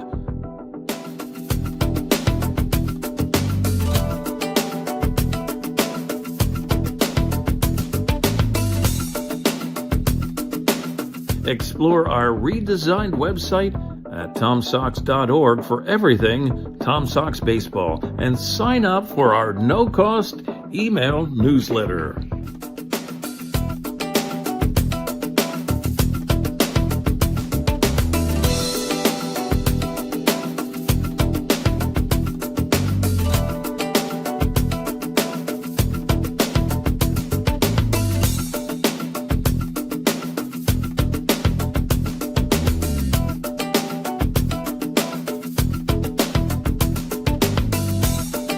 subscribe to the official YouTube channel of your 4-time Valley Baseball League champion, Charlottesville Tom Sox.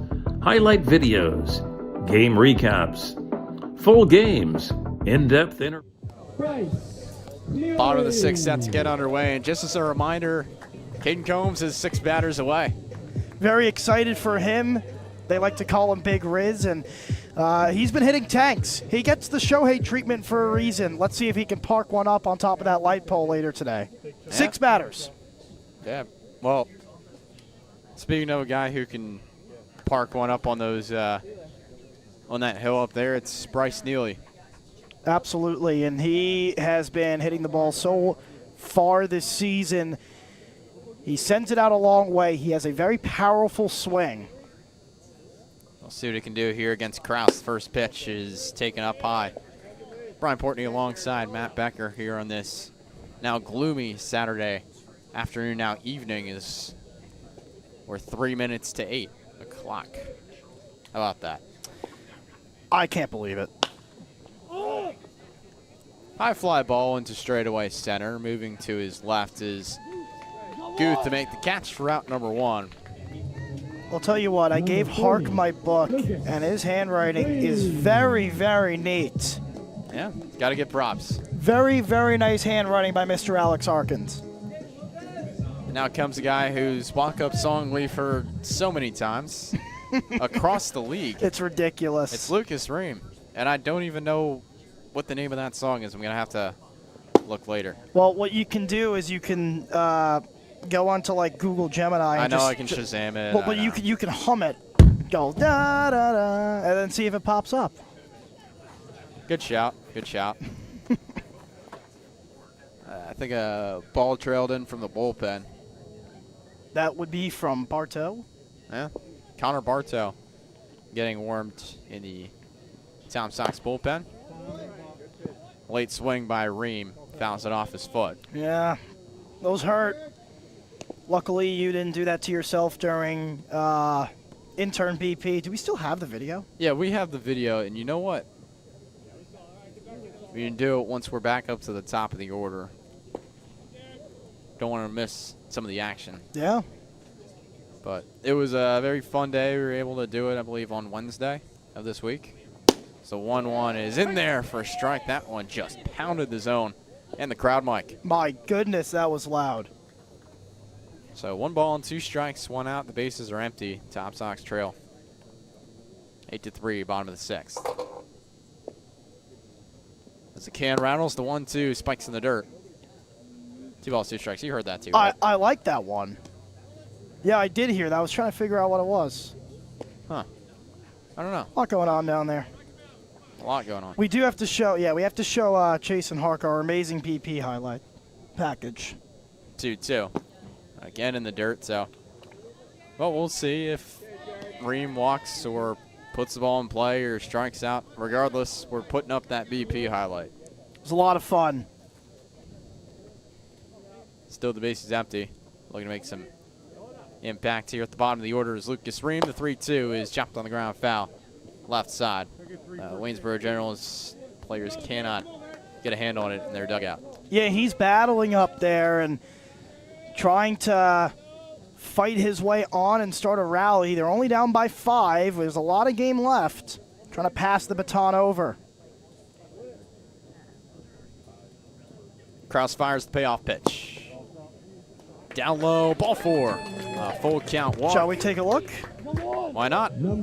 So it was a nice batting practice. You see Luke Stefanisco there, Ben McCormick among a couple of the other ones. There he is, Ben McCormick. This is my ball that just stayed fair. Bang.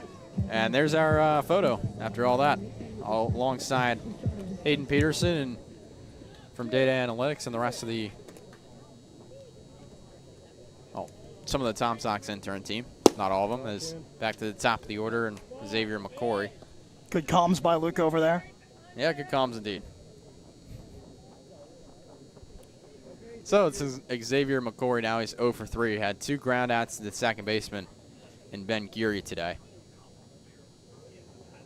The The 1-0 spikes in the dirt again. He's missing a lot of these pitches low. Yes, he is, but that's a big-time block behind the dish by Knight, especially with McCrory up. You don't want to let Ream, who is a base-stealing threat, advance to second because then you have a contact hitter. Or, as we've seen, a power hitter at some points, McCrory.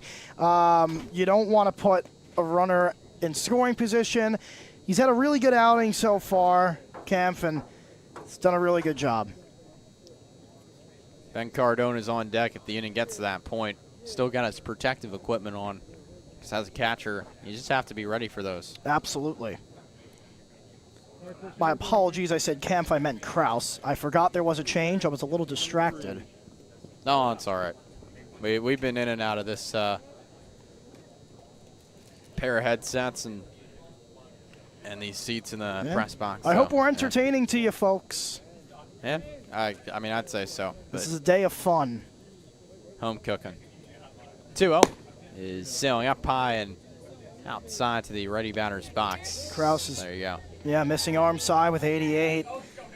Trying to command control. Whose phone is that? That can't be me. Is that you? No, that's not me. I'm glad it's not. 3-0. He's in there for a strike to the knees. Like this pitch to McCrory here. He's going to see something, hopefully middle. He's going to try and drive it on a line. We'll see. Runner at first with 1 out. Here comes the 3-1. Foul off the fence. Just missed it. Pitch was on the outer half of the plate, and he was just a bit under it. So now it's a full count, and we'll see. I mean, you could put Ream in motion here, but you are trailing. Yeah. I mean, you want to try and hit on contact here as long as there's no liner. But with 1 out, here comes the payoff. Outside, ball 4. Back-to-back walks after the flyout to start the inning, and that'll bring up Ben Cardone. Let's see what he can do. He has been hitting the ball really well as we get a whistle in our ear. Another one. You talk about the Vandy Whistler. We've also talked about the Stanton Whistler. Now we have the Seville Whistler. We do. I'm wondering if it's a relative of Cardone. I feel like I've only heard it when Cardone has made a play or stepped up to the plate.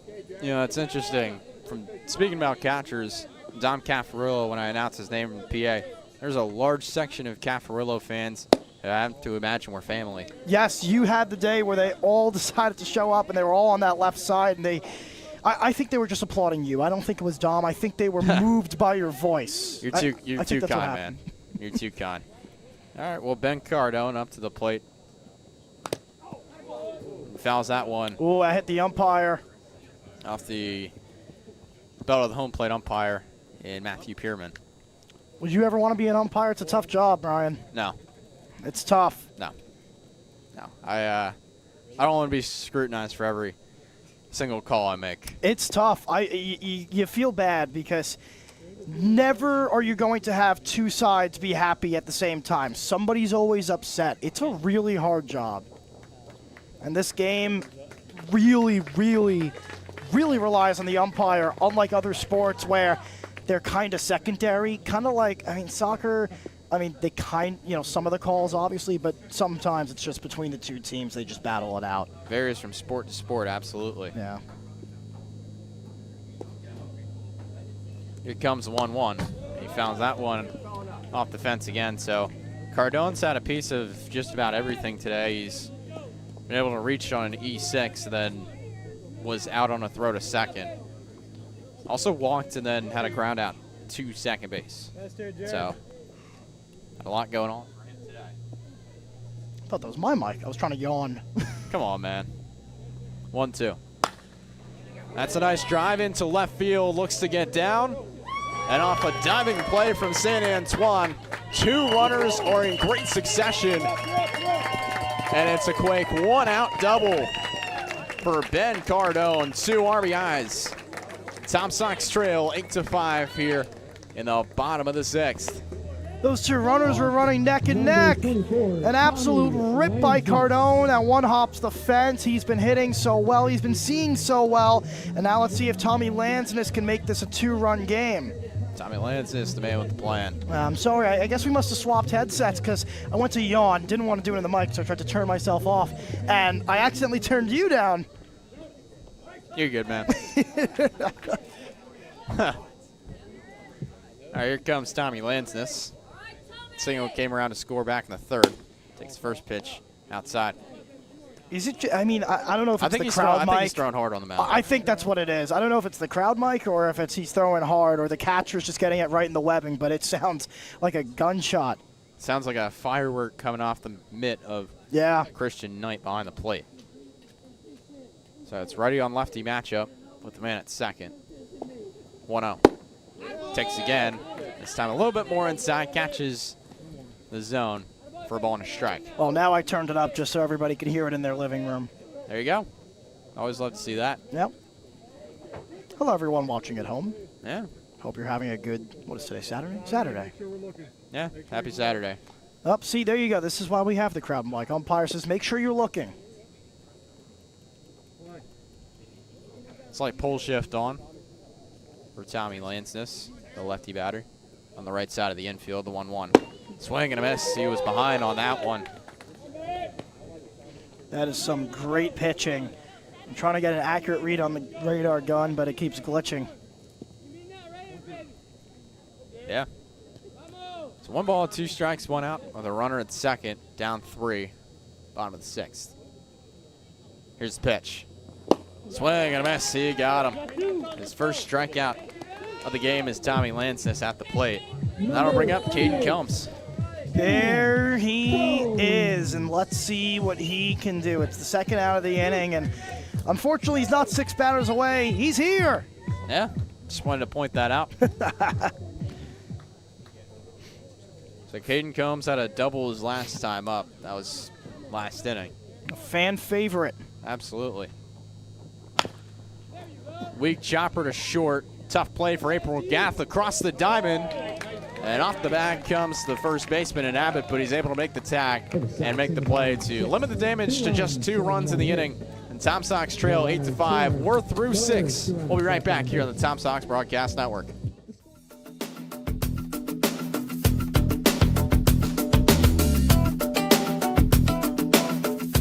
Stay connected with the Tom Sox.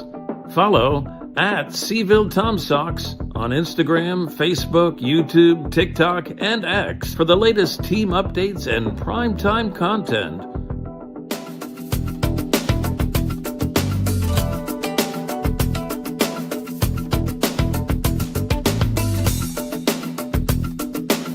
Explore our redesigned website at TomSox.org for everything Tom Sox baseball and sign up for our no-cost email newsletter.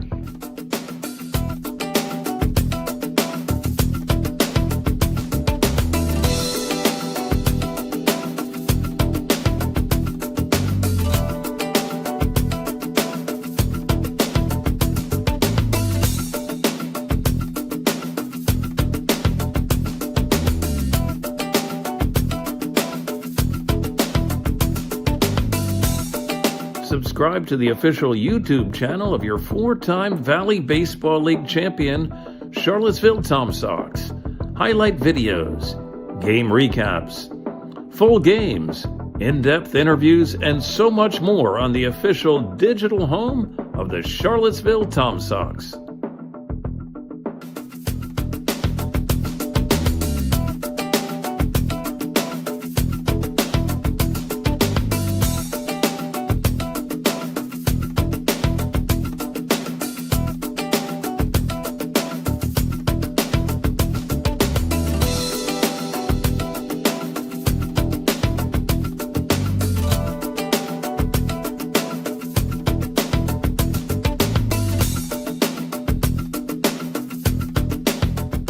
Top of the 7th here in Charlottesville, and no, don't adjust your dials, folks. I'm Luke Stefanisco, stepping in for a half inning as I'm joined by a very special guest in Tom Sox assistant coach, groundskeeper, general, great person in the organization, Jason Mullins, here in the broadcast booth. Jason, how are we doing? Hey, we're doing great. A lot of work to get the field playable today, but we made it, and we're here playing a nice baseball game today. Jason is responsible for this game being a thing today. As the rain decimated Cho Airport Field, he got it handled and got this game underway as Connor Bartow misses upstairs for ball 1. So, Jason, first thing I want to ask you, and This is a pretty cool question that I get to ask. You got to see one of your own former players that you coached in Lucas Arbeliz pitch for the Sox this season, and he's been one of the better arms out of the bullpen. What's that feeling like, seeing that someone you coached up through their younger years making it to a team like this and performing in Lucas? It's exciting. I mean, for Lucas going into school next year, this is going to be a great experience of seeing what real baseball is like, having to bide your time in the bullpen, and when you get your number called, you have to go out there and perform. And he's done admirably this year for sure, and I couldn't be prouder of Lucas. And as you're mentioning that, when I was working on the field earlier today, another young man, Neomar Caldera, who played for us at CHS, is playing for Waynesboro today. This will be his, I think, second game he's dressed, and I'm just happy for that young man too. So they're all over the place. The Valley League is the place to be, and the competition is elite for this type of baseball. Pitch walk to begin the inning for Bartow. So look to try and keep momentum rolling for the Sox, and he goes to another off-speed pitch for the 5th straight ball. Bartow made his debut earlier the week in Stanton, pitching a scoreless inning, but allowing 2 inherited runners to score. Jason, you've been able to check out the broadcasts all across the league, but it's a pleasure to finally have you on. You've always mentioned how you've had a lot of broadcasters in your house. What's it like been hosting players and interns over the years? Well, we've probably had 50 to 60 players over the years stay with us, and I would say maybe 10 of the broadcasters. So it's a great mix to give you a chance to understand the other side of the game a little bit.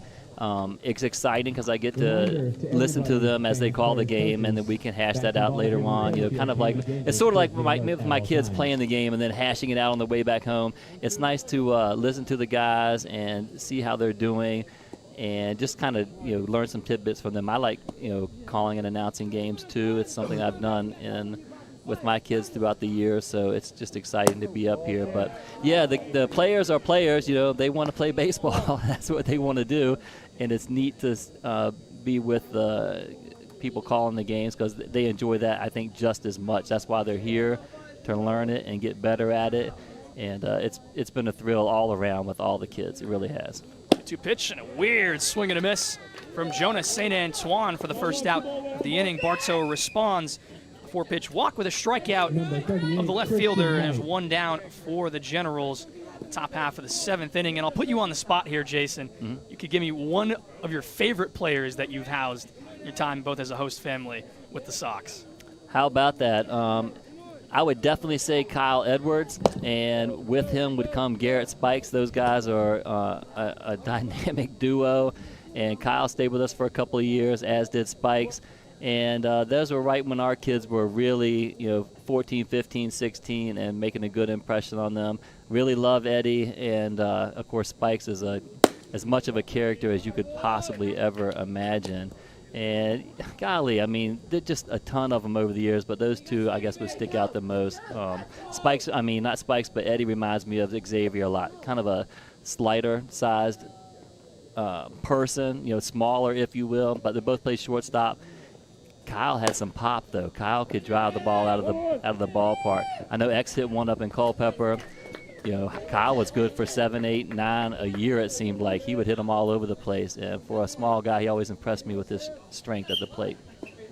Round out for Christian Knight over to Caden Combs for out number 2. The Generals get a man in scoring position. Bryce Abbott at second for Sam Guth, an opportunity. Jason, can you take me through your game day routine of setting up the field, setting up the dugouts, everything you do at Cho Airport Field on a normal day? Yeah, on game days, I try to have everything kind of ready. I like trying to do most of the work while we're on the road. I will go to some road games, but that's where I like to get most of it done. And then when I come in the morning, for example, today I was here about 9 o'clock, and I finished mowing the infield, and nice squeeze out there in left field.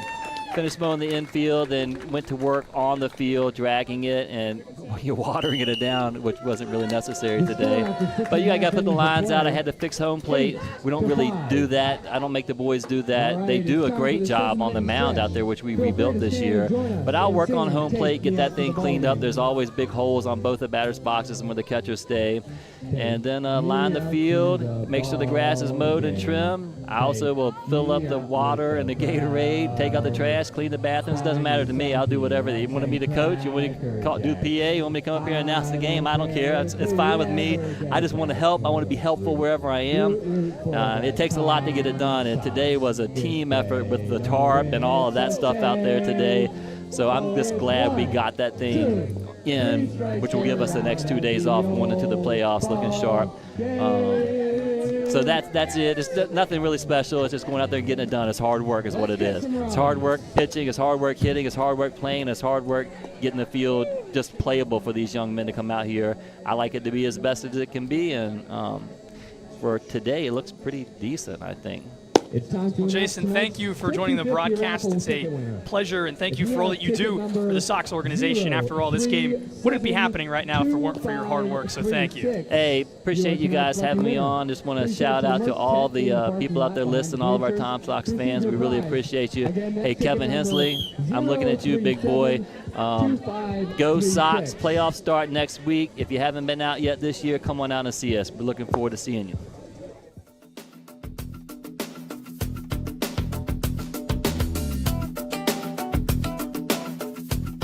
Want to support the Tom Sox? We offer many tiers of sponsorships with numerous benefits. Head to tomsox.org/sponsors to learn more about how you can become a valued partner today. Become a host family today. Host families provide players with a home away from home while building connections that go beyond baseball. Discover the link. Connor Bartow gets through the inning for Charlottesville as the Sox trail 8-5 here at Cho Airport Field. Luke Stefanisco joined alongside Brian Portney now in the broadcast booth. No interview guest this inning, though. The wonderful Jason Mullins certainly makes up for that with his time on air. Yeah, I mean, he is just a fantastic, all-around great person. He's the reason why we have this game today, making sure that this field wasn't flooded. So, great props to him. First pitch to Harris downstairs in the dirt for ball one. Caleb Sexton now on the mound for the Waynesboro Generals, relieving Jared Krause after a few solid innings of hurling from the slab. Harris today is 0 for 3, 2 strikeouts and a ground out for the third baseman. There's the 1-0 pitch from Sexton, fouled straight back to equal the count at 1 apiece. Yeah, Krause went 1 2/3 innings with 2 strikeouts, 2 walks, and 2 earned runs. So, not too bad a performance. Tom Sox still trying to get back in this one. Can't really overstate how much this game means for Waynesboro at this point in the season. The 1 seed is within reach with a victory for the Generals. Loss would mean they'd have to officially clinch it tomorrow with a victory over the Stanton Braves when those two meet. Well, it could also be hinging on a result tonight between the Stanton Braves and the Culpeper Cavaliers. 1-2 pitch to Harris. Breaking ball lined into left field by Harris. Diving play by Jonas St. Antoine for the first out. What a great defensive effort from the left fielder. That's out number 1. You really got to pick and choose what times you're diving out in the outfield. That's a tailor-made play for that. Hard out number 1 for the Sox as Harrison Campy will try to be the first Sox to reach base this half inning. Back left on right matchups for Caleb Sexton out of the bullpen. Campy takes the first pitch heater upstairs for a ball. Scoring update from Stanton. In the bottom of the third, Stanton leads 2-0 over the Culpeper Cavaliers. Sexton gets his sign out of the windup. 1-0 offering. Again up high, and it's 2-0. Covington and Harrisonburg are right now tied at 1 in the top of the 4th as well. That one also a big matchup for the Lumberjacks, trying to keep their playoff hopes alive. 2-0 right down Broadway for Sexton in strike 1. Yeah, good job for Caleb Sexton, who right now in his 9th appearance of the year has a 2.60 ERA, 18 strikeouts, 8 walks, and 17 in the third. Pitch runs inside. Campy moves out of the way and makes it a 3-1 count. Also something to note, his 190 batting average against, but that's a quick leverage situation with 3-1. Next pitch is sent the other way into right field, chasing Schechterman back to the track, and he'll haul it in there for out number 2. So back-to-back good pieces of contact from the Sox, but they both find gloves for 2 outs. Yeah, you'd like to see that with hard contact, but right now it's just about 7 outs to make up 3 runs. It's got to start with somebody. Christian Dewey will have to do it left on left against Caleb Sexton. Dewey is 0 for 3 today. He did, however, reach on an error back in the 3rd inning. Sexton's first pitch. This is a little bit below the zone, and Dewey moves ahead. Christian Dewey did reach on an E4 back in the 3rd. It was an RBI. 1-0, and he taps it foul off the end of the bat. Sexton back in the at-bats, 1-1. The right fielder, Christian Dewey. And a wild broadcast here on the Tom Sox Broadcast Network. We thank you all for sticking with us through technical difficulties, through multiple interviews, through guest appearances. It's been a fun one here in Charlottesville. It's been a good one indeed. Sexton misses outside on the 1-1, makes it 2-1. As Dewey will try to find a little bit of luck for the Sox here in the bottom of the 7th. There's train number 2, I believe, for the game. From the belt, Sexton delivers. Pitch that'll miss outside. Christian Knight will exchange home plate umpire Matthew Pearman for a new baseball. We'll see if that was the issue in location for Sexton, if he can get back into the zone. 3-1 the count. Sexton's pitch is swung on and missed by Dewey. Nice off-speed offering from the lefty. Even up this count, run it full. Dewey hitless in his last 11 at-bats. He has reached on that error in this game. Another new baseball for Sexton. Here in a full count, 2 down. In the bottom of the 7th inning, Charlottesville trailing 8-5.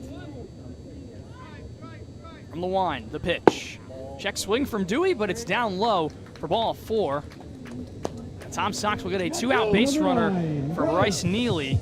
Very good take, and it didn't break the plane at all, so a good job there. And a nice setup for Bryce Neely, who, once again, has the potential to really make this pitcher pay. Sexton will get back onto the slab. Bryce Neely digs in. He's 0 for 2 today. Has reached on a walk in that 3rd inning where Charlottesville scored 3 runs. First pitch to Neely is in there for a called strike.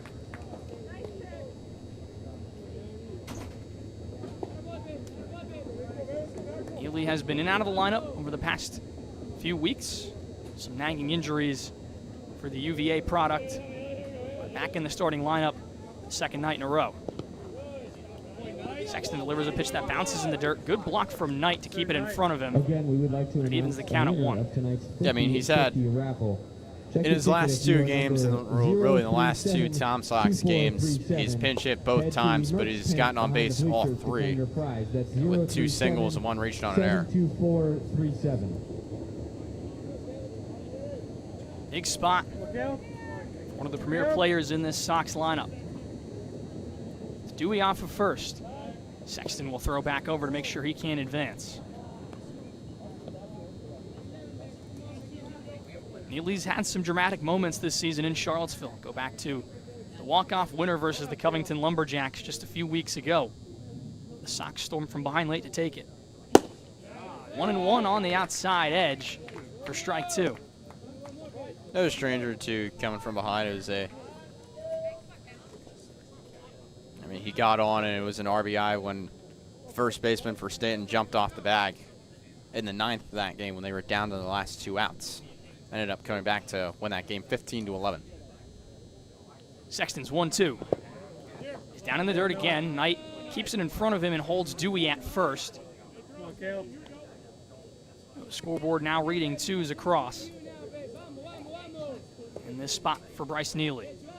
Yeah, very smart, definitely, for Dewey. I know he was about a quarter of the way up to the second base side, but you saw that was blocking up instead of back. Look over to first from Sexton. He heaves just above the zone. Back-to-back full counts for the Generals as they try to set down Charlottesville in the home half of the 7th. Definitely throwing hard. I think his feet came off the mound. Kind of saw that from the Covington pitchers last night. Dewey will be off in motion at first. 3-2 pitch from Sexton. Bounces before the plate, and Neely works the second walk in a row for Charlottesville. Man, that's tied for the Sox lead in home runs. Could tie it with one swing as Mike Galino will step out to the mound to talk with Caleb Sexton in this big spot. Yeah, Lucas Ream, 3 home runs on the year. 2 of those coming against Stanton in a loss earlier at home this year, but I believe it was earlier this month, back on July 3rd. Looks like Galino might just be talking with him, as there is nobody currently working in the Generals bullpen. But overall, I mean, it was just in those last 2 at-bats just trying to settle him down after a quick line-out and a fly-out. Back-to-back walks is definitely not something you want to do.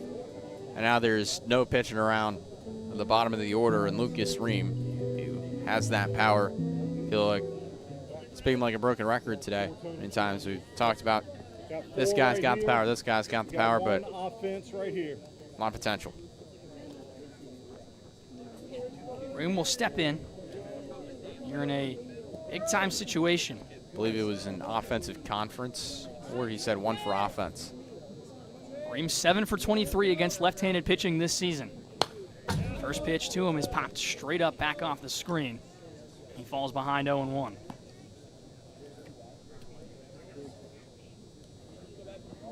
That game against Stanton, Ream provided a lot of the run support for the Sox. He went down by the punch-out in his first 2 at-bats today against Aiden Kemp for the Generals. Worked a walk in his 3rd. He's 0 for 2. Neely at first, Dewey at second. Ream the tying run at the plate. Sexton misses down in the dirt with a bender. It's 1-1. 7 for 34 with 2 outs this season.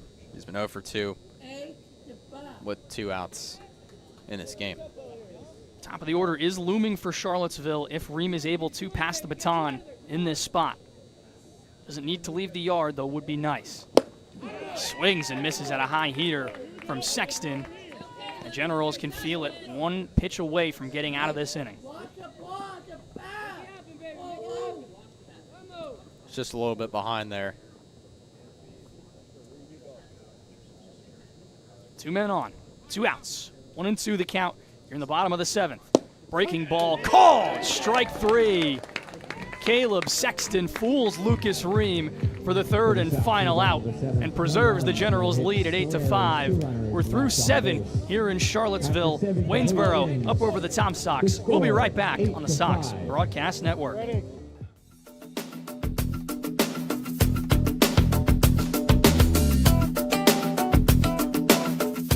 Stay connected with the Tom Sox.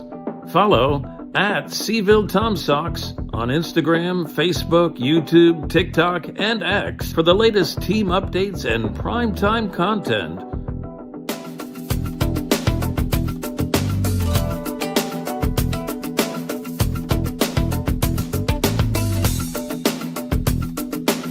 Explore our redesigned website at TomSox.org for everything Tom Sox baseball, and sign up for our no-cost email newsletter.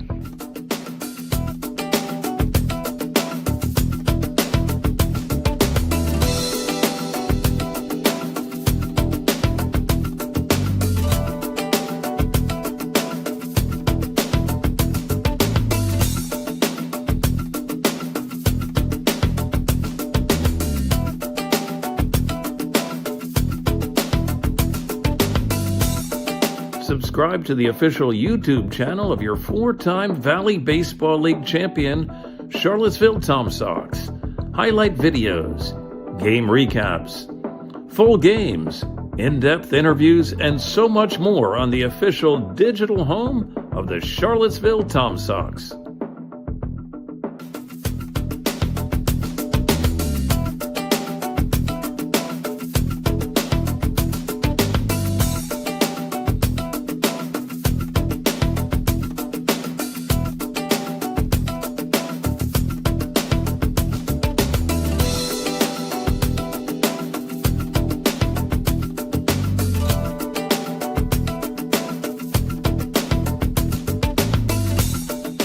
Eric Davis, the new man on the mound for the Tom Sox here as we are through 7.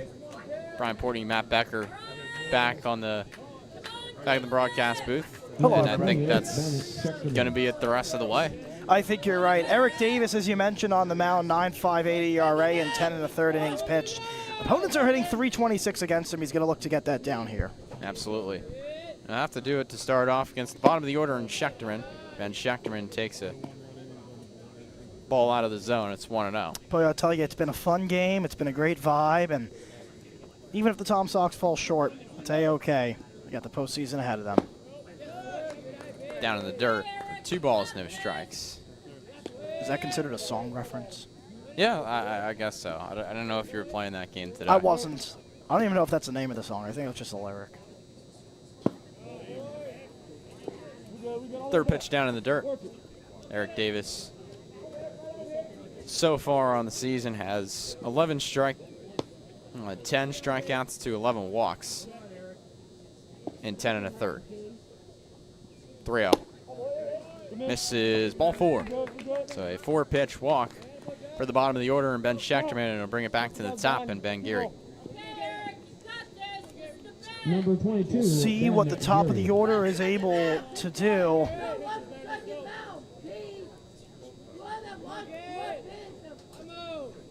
Sorry, I was listening to Coy there. Oh, good. Ben Geary steps up to the plate, has a hit today. And he mashes that one into center. Backing up on it is Neely to make the catch. 1 pitch, 1 swing. Number 1, Nick. 1 out in that at-bat. Man, that is unlucky. That ball was torched. Unfortunate. Hit it right at the center fielder, Neely.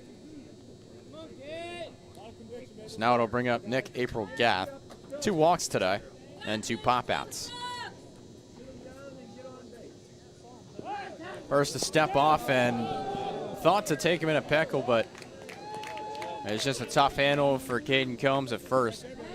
And that's just a tough play.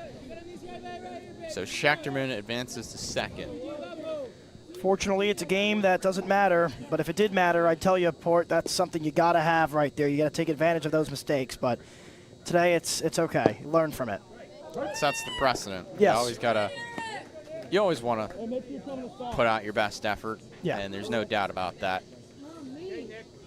We saw that in the USA Men's National Team. And we saw what happened in the knockout stages for them. Runner on the run, he'll have to come back is Schechterman. Neely makes the catch. The throw to second is in time. What a play. Bryce Neely, the cannon arm, and a split at second base to retire the side on the double play. No runs, man. No runs in the frame. The Tom Sox still trail 8-5 as we head to the bottom of the 8th. We'll be right back. Tom Sox Broadcast Network.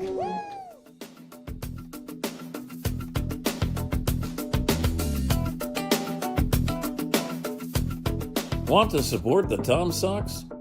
We offer many tiers of sponsorships with numerous benefits. Head to tomsox.org/sponsors to learn more about how you can become a valued partner today. Become a host family today. Host families provide players with a home away from home while building connections that go beyond baseball. Discover the lasting impact that host families have on the team and our community at tomsox.org/host-families. Contribute to Charlottesville community baseball today As a 501c3 nonprofit organization, your support helps the Charlottesville Tom Sox create unforgettable memories and develop baseball's future stars right here in Central Virginia. Visit tomsox.org/donate to see how your gift makes a difference. Don't miss a single moment of Tom Sox baseball. Check out tomsox.org/schedule to see when the team is back in action.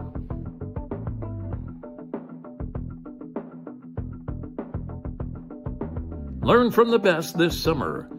Join Tom Sox players and coaches in our annual summer camps. It's a chance for kids ages 6 to 12 to learn from the past, present, and future of baseball. Xavier McCory back to the top of the order for the Tom Sox, trailing 8-5 here in this. I'll say it's an off-the-walls broadcast, but I mean it's really seen everything. We've seen technical difficulties, we've seen interviews, we've seen different guys do play-by-play. Also had the rain earlier. Game didn't even start on time. That's true. McCory shows bunt, goes up to the pitcher, and Sexton fires on a first, and he gets him. Route number 1, so a quick bunt. And normally we see McCory pull back. I don't think there's any intention of him pulling back on that one. Nope. He was looking to bunt for a hit, and he put it in a good spot. But unfortunately, that ball could have been a little bit further left for a base hit. Great play. We've talked about it before. He usually likes to pinch the corners. Yeah. And that's how you do when you show bunt. So Ben Cardone up to the plate. He watches that one go out of the shoe tops. Kick some dust for ball 1.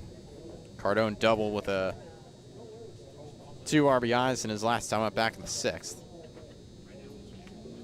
The 1-0.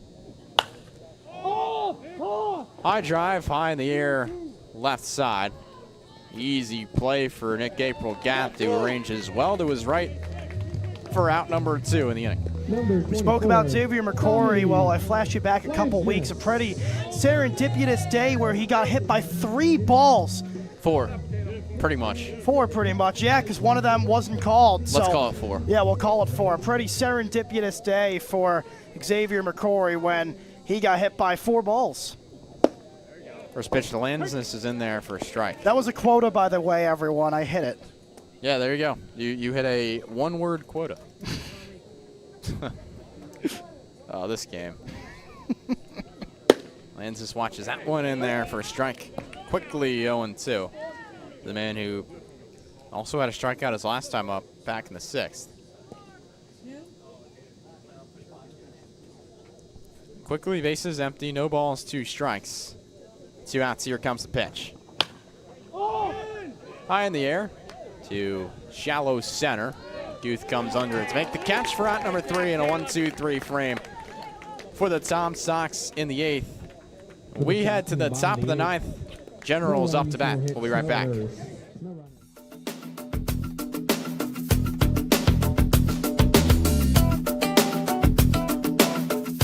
Stay connected with the Tom Sox.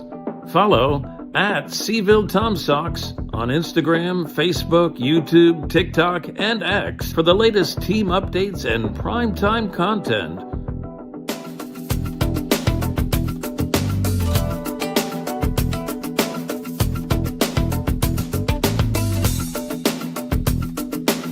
Explore our redesigned website at tomsox.org for everything Tom Sox baseball and sign up for our no-cost email newsletter.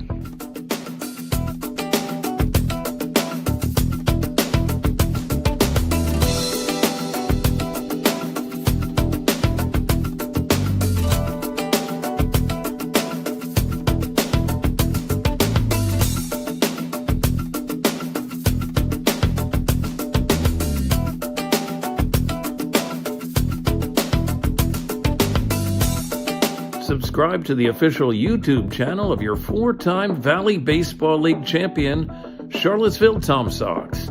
Highlight videos, game recaps, full games, in-depth interviews, and so much more on the official digital home of the Charlotte. Nolan Bethel is choosing Texas, and Randy Tomlin has chosen to put him on the mound to finish the 9th inning.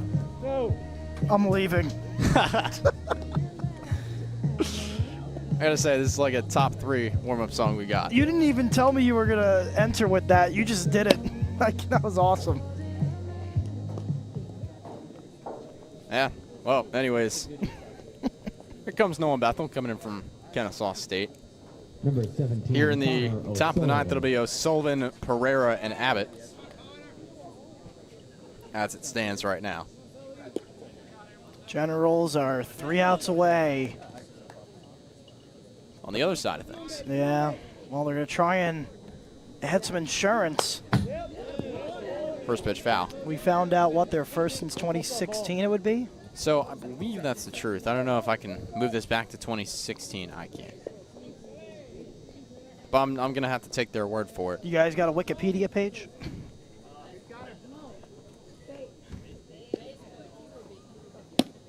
(2013), 2016 South Division title. Yeah, I'll take that. Oh, he found it? After 10 years of gloom, the VBL South title is about to go boom. That's a great reference. I hope people get that. Well, it was you originally. Honestly, we're just kind of clip farming at this point. Yeah. We were watching that game. Oh yeah, it was the Arsenal game, It was the UCL final. Yeah, UCL final. We were about to head to the ballpark, and Yeah. some would say Yes, but that's probably not the best time to ask when he's in. I'm sorry? If you did, I'm sorry if I didn't hear you. Yeah, he's good there. No communication back and forth from Matthew Pierman and head coach Randy Tomlin for the Tom Sox. 1-2, twice.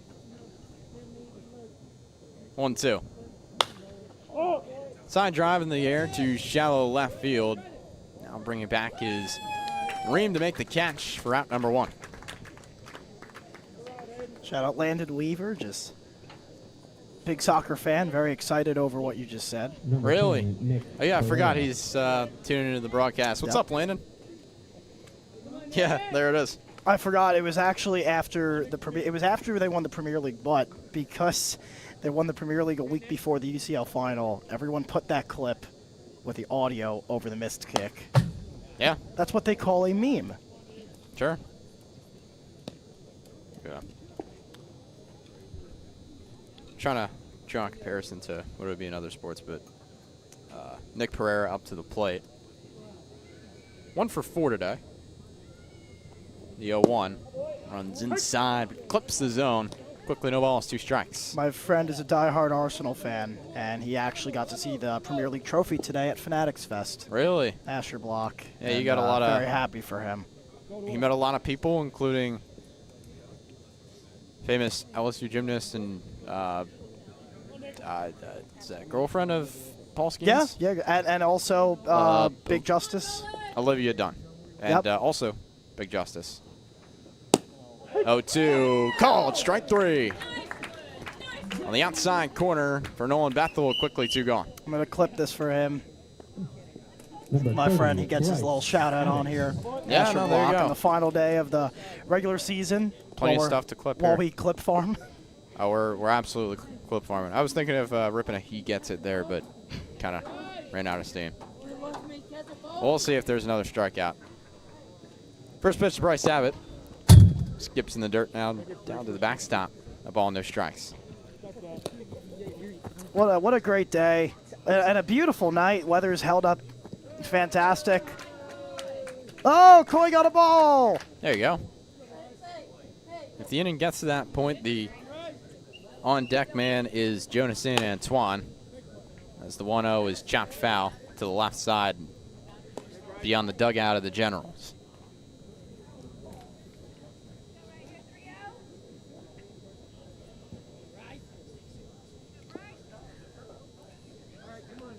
Now back to Abbott. Bethel toes the slab, deals the 1-1. On the outside corner, and it misses. 2 balls, 1 strike. It missed, but what a gorgeous pitch. It's a good frame as well from Yeah, Cardone. great frame. Yeah, It did miss. absolutely. Yeah, no, there's no doubt about that. 2-1. High drive to well foul left side. Man, there's been a lot of those tonight for the Generals. That foul ball was brought Did to you know that by foul Taylor's ball Auto was brought Body. to you by Taylor's Auto Body? Charlottesville, Yeah. 296-9821. I actually saw Taylor's Auto Body on my way here, I believe. Oh, getting their money's worth. Yeah, because we were at the Chick-fil-A before. Oh, yes, we were. 2-2 from Bethel. Inside. That been a little bit too inside to the ready batter's box. If you're wondering where we went after they moved the game, we went bowling. Yeah, at Bolero. Yeah, Alex Harkins won on a walk-off. Beat me by 6 points. That one in the air to left field, and it'll drop in front of Ream, and he bobbles it. It all goes all the way to the wall. Rounding first, headed to second is Bryce Sabat. It's a 2-out single, and I'd have to imagine he gets on via the air as well. Yeah, I think that's what the case will be. We'll see. It was a fun bowling game, though. I feel bad for Luke because he was hot and running from the start, and then there was a, it's kind of like when you were starting pitch and you get into a rain delay. We were waiting for Chase and Alex to get there, so we skipped their turns, and then they ended up showing up, and they bowled 5 consecutive rounds, and then Luke kind of lost it, and Hart just took over, and then he had the walk-off win. So I'll say it was an E7, and then he moved up again. Yeah, I guess so. But yeah, great win by Alex Harkins. Fun little trip we had. It's Jonas St. Antoine, who's wearing the number of the former Waynesboro General to start the year. And Gregory Caban was also a Valley League All-Star. Great interview with him after a home run. Absolutely. All on the Valley League page. A 1-0 at the shoe tops. Quickly, 2 balls, no strikes. He was so excited and happy. He hit an absolute moonshot. I'll tell you, the VBL flexed their muscles that night. Absolutely. A 12-3 victory in Bethesda at Shirley Povich Field, the home of the Bethesda Big Train. With the Cal Ripken League. 2-0 once again. Kisses in the lefty batter's box. 3 balls, no strikes. Runner at second, 2 gone. Tom Sox trail 8-5. Waynesboro Generals, Jonas St. Antoine. Here facing a 3-0, and that one hit him. No doubt. Got close to the crowd mic as well. Runner moves up because that ball got away, which means I guess they're going to say it did not hit him, which is unfortunate. If it did hit him, which I think the Tom Sox dugout, to your point, Brian, should argue for, would mean that that's he doesn't- contact. yeah, I he mean, doesn't get to the move ball on. had clear contact. I thought so too. But they're going to call it a walk, and Bryce Sabat moves in on a wild pitch. It's unfortunate. It would have been a dead ball. Exactly. Runner going. The throw to second. There is none. Defensive indifference from Ben Cardone. The stolen base from Jonas St. Antoine. I like that. No need to risk it. Pitch to the batter. You got 2 outs. No need to throw that ball and make a potential error. Absolutely. Runners at second and third. Here comes the 1-0. It speeds that off the end of the bat. Goes foul. It is Christian Knight. The walk came around to score, but is otherwise 0 for 3. And that walk was in the form of being the first batter to face Evan Reese back in the top of the 4th. 1-1. That sails to the backstop. Both runners put on the brakes.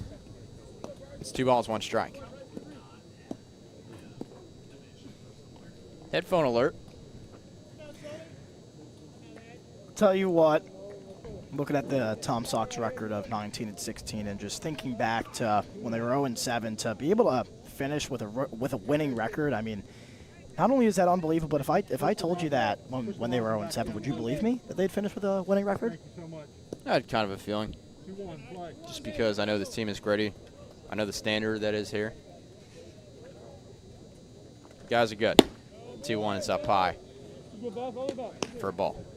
But yeah, there is definitely a competitive standard here. This Tom Sox team has been the most successful in its 11-year history since joining the league back in 2015. no doubt. 3-1. Can't locate again. That misses for ball forward. A 5-pitch walk loads up the bases. 8-5 ball game. Top of the 9th. Ray Tomlin's going to come out. He has not said there he is. He did signal. So he'll signal, and we'll see Nolan Bethel come out of the game. We'll have the name and the numbers on the new guy when we come back. Tom Sox Trail 8-5, top of the 9th. We'll be right back on the Tom Sox Broadcast Network.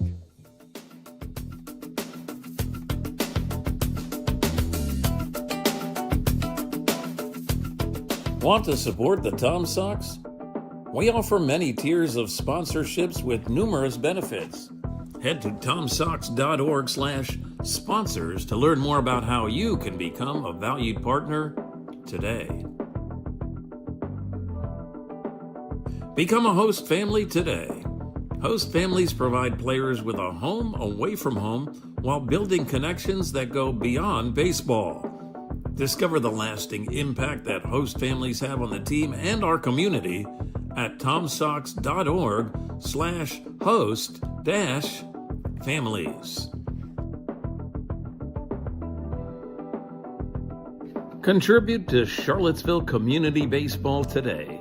As a 501c3 nonprofit organization, your support helps the Charlottesville Tom Sox create unforgettable memories and develop baseball's future stars right here in Central Virginia. Visit tomsox.org/donate to see how your gift makes a difference. Don't miss a single moment of Tom Sox baseball. Check out tomsox.org/schedule to see when the team is back in action.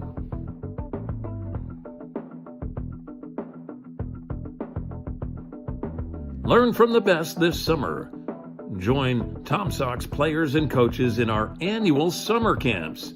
It's a chance for kids ages 6 to 12 to learn from the past, present, The Tom Sox appearance leader, Asher Sabon, toes the slab, looking to get the final out at the top of the 9th with the bases loaded. And tough situation for him, but yeah, he's making his 12th appearance of the year, 2.37 ERA in 19 innings pitched. We talked about it over the break. This is a good choice. I like him entering the game here because he's going to probably pitch in a similar situation. Ignore the score of it being a 3-run game, but with the bases loaded, he's going to pitch that probably in the postseason at some point. I like him getting some time here. It's all situational. First pitch is in there for a strike down Broadway. Quickly dealing. You've been on the mic most of the games. You know what number train that is? Nope. Nah. I think it's 3. 3?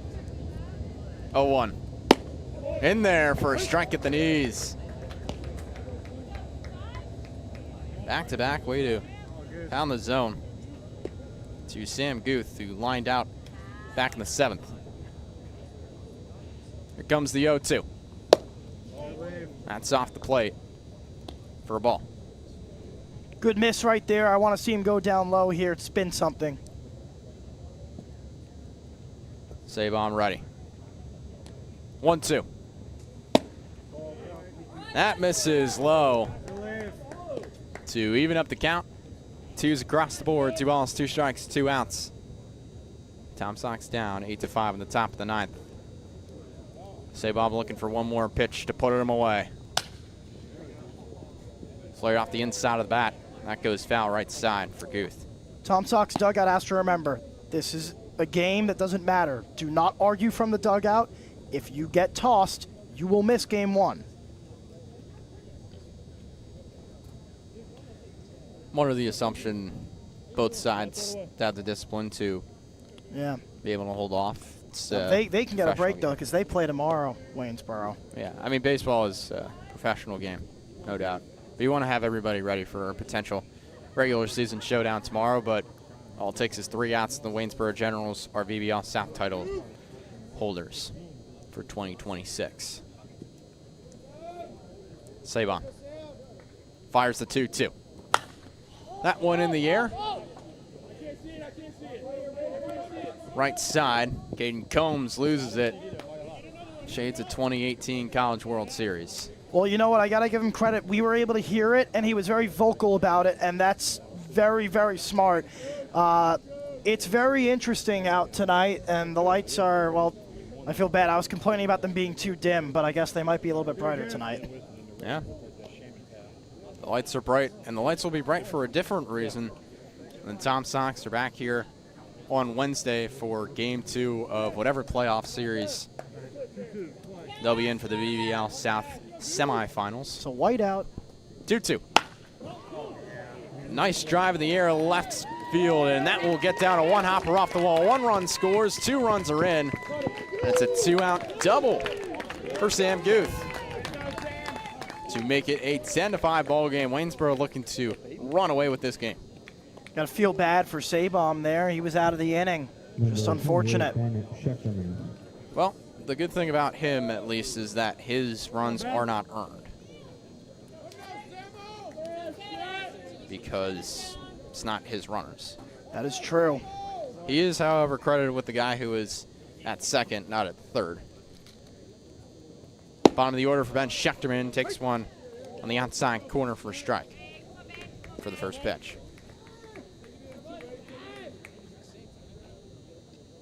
Schechterman drew a walk back in the 8th to lead off.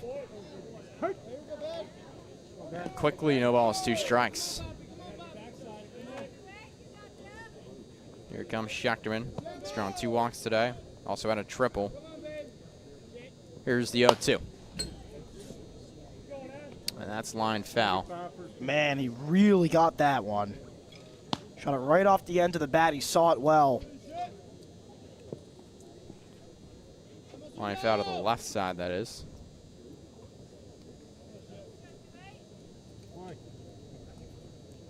Now ready once more. Runners at second and third. 10-5 ball game. 0-2. That gets off the mitt. Ben Cardone comes to a slide. The tag at home is in time to get Christian Knight. So that'll retire the side, but not before 2 runs come across. The Waynesboro Generals are 3 outs away from a VBL South regular season title. We'll be right back here on the Tom Sox Broadcast Network.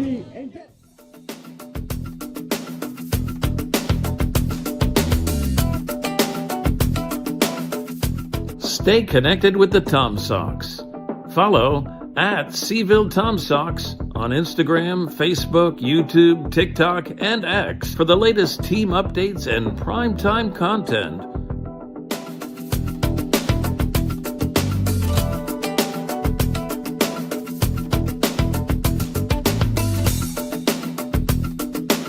Explore our redesigned website at TomSox.org for everything Tom Sox baseball, and sign up for our no-cost email newsletter.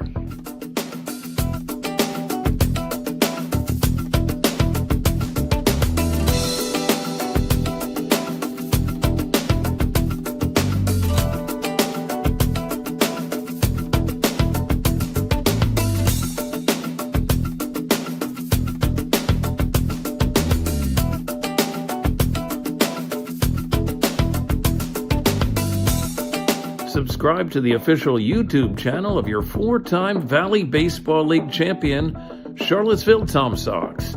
Highlight videos, game recaps, full games, in-depth interviews, and so much more on the official digital home of the Charlottesville Tom Sox.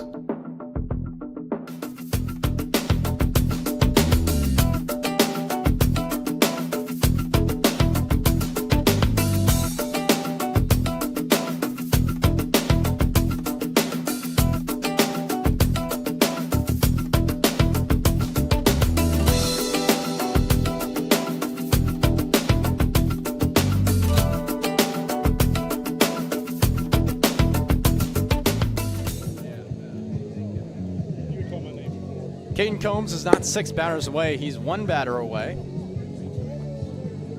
as he will be up to bat. To lead off the inning, it'll be Combs, Harris, and Campy. This might be the last time you see that graphic. Just wanted to let it sit there for a little bit. Yeah. Our day of fun is over very soon. It's crunch time as the Waynesboro Generals are 3 outs away from a VBL South regular season title. It will be their first time in 10 years. Number 38, And it starts with the man on the mound and Chase Booth making his 8th appearance of the year. Not a save situation, but he has a save this year. Definitely an out-getter, a firefighter, as you will. The 6'2", 200-pound senior from Roanoke, a native of Coshocton, Ohio.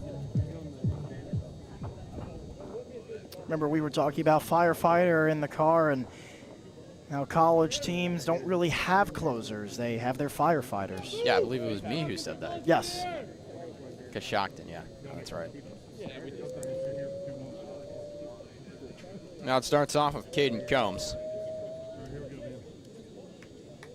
Has a double in today's contest.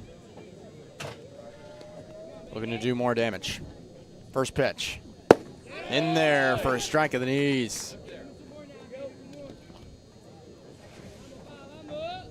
Good way to start things off.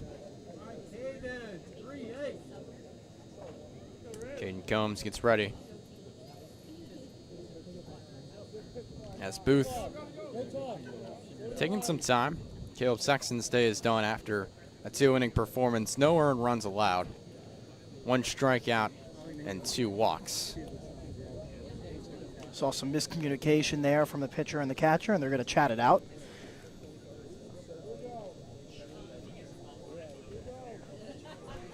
Coming across, what, 9 o'clock? Wow. Yeah, I mean, this game was set to start just 6 hours ago, and here we are, watching it potentially come to an end. Caden Combs, ready on ready. Faces the 0-1 from Sexton. Runs inside to even up the count.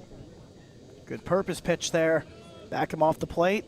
I think he goes outside here. We don't really want to give up a whole lot of pole contact, but Caden is a guy who can hit to all fields, no doubt.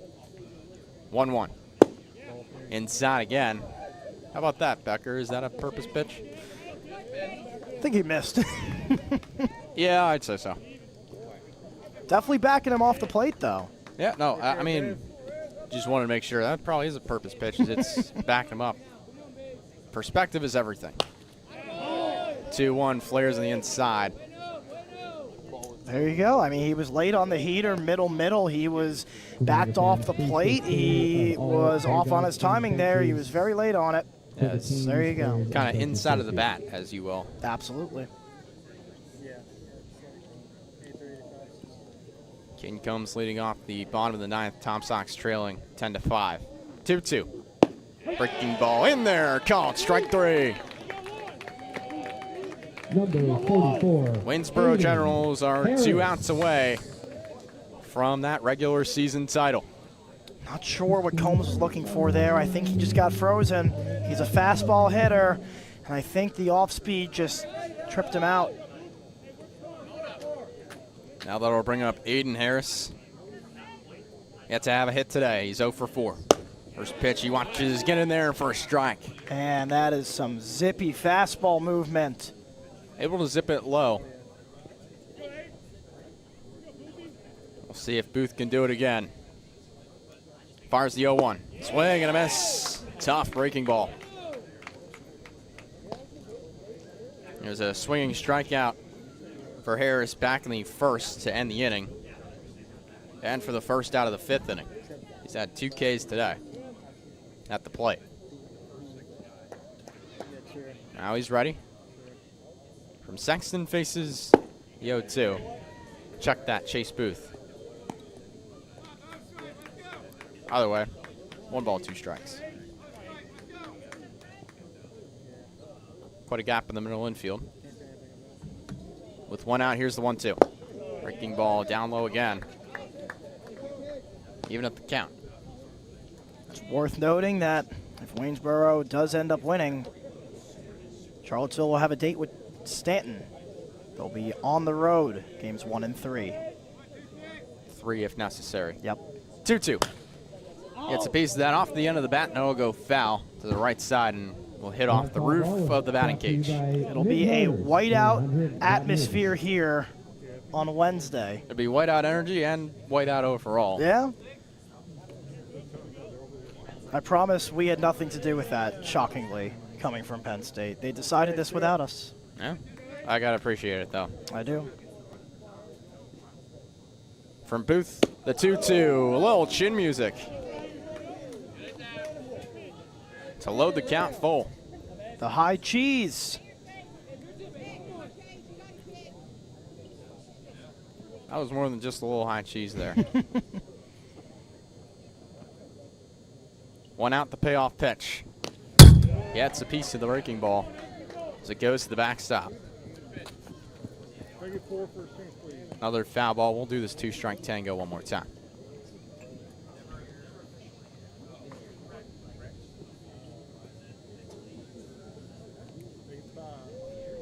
Well, this ball game started at 5:55.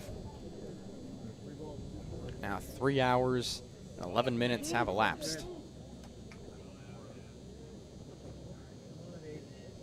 Now here comes the 3-2. Outside, ball 4. Aiden Harris represents a 1-out base runner for the Tom Sox, and that'll bring up Harrison Kempe. His job is to just look up the middle and find a way to get on base any way he possibly can. He's not looking for a home run. He doesn't have any on the season. He's more of a contact hitter, but we know he has the pop, but a home run's not going to tie this game. Absolutely. So you got to just get on base best way you can. The interesting enough thing that you say, or that you mentioned that is, well, he has a home run in the spring when he played for Wofford. First pitch. Got by about the shoulder level for a ball. Crowd of around 150, even with the delay. Final day of the regular season. Tom Sox in game number 36. The 1-0 well foul. And it's been quite the ride from 0-7 to a confirmed winning season. It's been quite the turnaround in Charlottesville, no doubt. Booth once again ready. Here's the 1-1. Breaking ball in there for a strike. He's really been working that breaking ball well. Absolutely. It's got a lot of movement. It's not 10-6. It's more of an 8-3. It's really nice looking. Now he's ready once again. Runner first, 1 out. 1-2 pitch. Gets a piece of that off the end of the bat, but it'll go well foul into the Tom Sox bullpen that is currently being occupied by nobody. He hit that really well. He's seeing the ball really well. He got the barrel to it. He was just a little bit late. Threw his hands at the ball. We'll see what he can do here if he gets a pitch to hit, but I don't know if he will. 1-2 after that foul ball. Chance at a double play situation. April Gath and Geary, the middle infield. 1-2. Outside and low into the lefty batter's box. Seen him miss a couple times there. Kempe's back, ready to go. Runner first and Aiden Harris. Here comes the 2-2. Outside. Runs the count full. Huge situation here for Chase Booth. Looking to limit the damage and shut things down right here, right now. Payoff pitch. Again off the end of the bat. That goes foul well to the right side. General's dugout is anxiously waiting. You can see it. They're all on their feet. They're all top step. This means a lot to them and the franchise. Absolutely. 3 balls, 2 strikes, the pitch. Inside, ball 4. Back-to-back walks will bring up Christian Dewey here. Still a 1-out situation, double play. Still a chance at that. Christian Dewey has a walk in this game, but is yet to record a hit in 4 trips to the plate. Another way for the Tom Sox to get on base would be ideal. Again, it's a 5-run game. This is not a grand slam away. I mean, obviously that would help, but you're not looking for a home run here. That is the 5th mound visit, by the way, so they are out. Yep. But you're just looking to get on base. You're looking to set Neely up, and then you want to get it back to the top of the lineup. Christian Dewey so far this year is 0 for 10 with runners in scoring position coming into this game. This is the 0-0 up high. Has to send the catcher Knight up to catch it. Yeah, he doesn't want that ball anymore. He threw that one nearly at the backstop, and he said, get rid of that ball. I don't want it anymore. Neely at the backstop? Oh, Bryce Neely is on deck if the game gets to that point. Come on, Sox! 1-0. Check swing. He went around. 100% broke the plane. One's on the board. Yep, you can see it from here. Home plate umpire all over it. That's a good call. 1 out here. Bottom of the 9th, Tom Sox down 10-5. Here comes the 1-1 to Dewey. Swing and a miss. Feels like he's just hacking away. I'd like to see him really, really just try and get the ball on the bat no matter what it is, no matter what the contact is. Here comes Dewey. 1-2. Breaking ball misses. To even up the count. At 2 balls and 2 strikes. Well, closing the bookends on the 2026 regular season, it started off at Waynesboro for the Tom Sox, and now it ends against Waynesboro at the Show. With 1 out, here's the 2-2. That one gets away, skips in the dirt, but Knight has enough of a handle on it, and the ball kind of dies in the dirt. Man, listen to the Tom Sox dugout. In a game that doesn't mean anything for them, they are fired up, top step, screaming, rooting on Dewey to try and put this ball in play. Everybody on the top step for the Tom Sox, pretty much everybody for Waynesboro as well. Here it comes with 1 out. Firing the payoff pitch. Inside at the shoe tops, ball 4. Back-to-back walks. Michaelino storming out of the dugout to talk to Chase Booth. It's going to have to be a pitching change because that was their max amount of mound visits, and this is exactly what you're going to get. And it's unfortunate for the Generals that they're going to have to use another arm here when they wanted to just end the game, but the Tom Sox, man, they don't stop battling. We saw it when they were down to Covington, and they came back with a 4-run inning with 2 outs. We saw it the other night.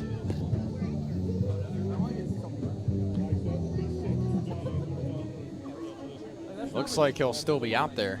I don't know how that's allowed. He said that was their last mound visit. I guess so. Doesn't really make sense to me. Scoring update in the top of the 7th at Stanton. Culpeper trails the Stanton Braves 6-0 in the bottom of the 6th. At Harrisonburg, Covington trails Harrisonburg 2-1. But now here comes Bryce Neely.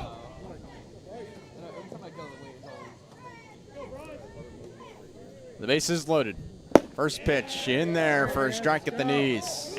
Still trying to figure out how. Maybe they said it was an injury check. Maybe that was what he did. Perhaps it may have been that. Bryce Neely this year 1 for 1 with the bases loaded. 0-1. Up high at the head level. He have to back away out of that one to even up the count.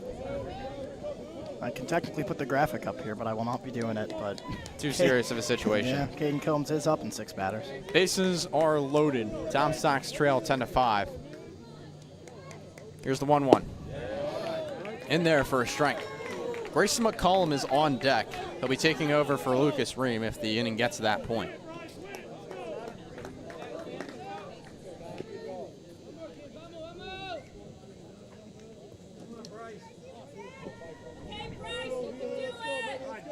Bryce Neely. Faces the 1-2. Swing and a miss. He got him. Tom Sox strikeouts leader at the plate. Does so once more. Pitching for the Tom Sox, number 27 from Kennesaw State University, Grayson Grayson McCollum, it's his turn, and it's his first time as a pinch hitter this year. He's 0 for 0 to end the Tom Sox season. The regular season, that is. And who better? Well earned. He was there since day one, through thick and skin.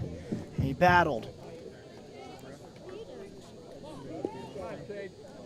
This is off against Chase Booth.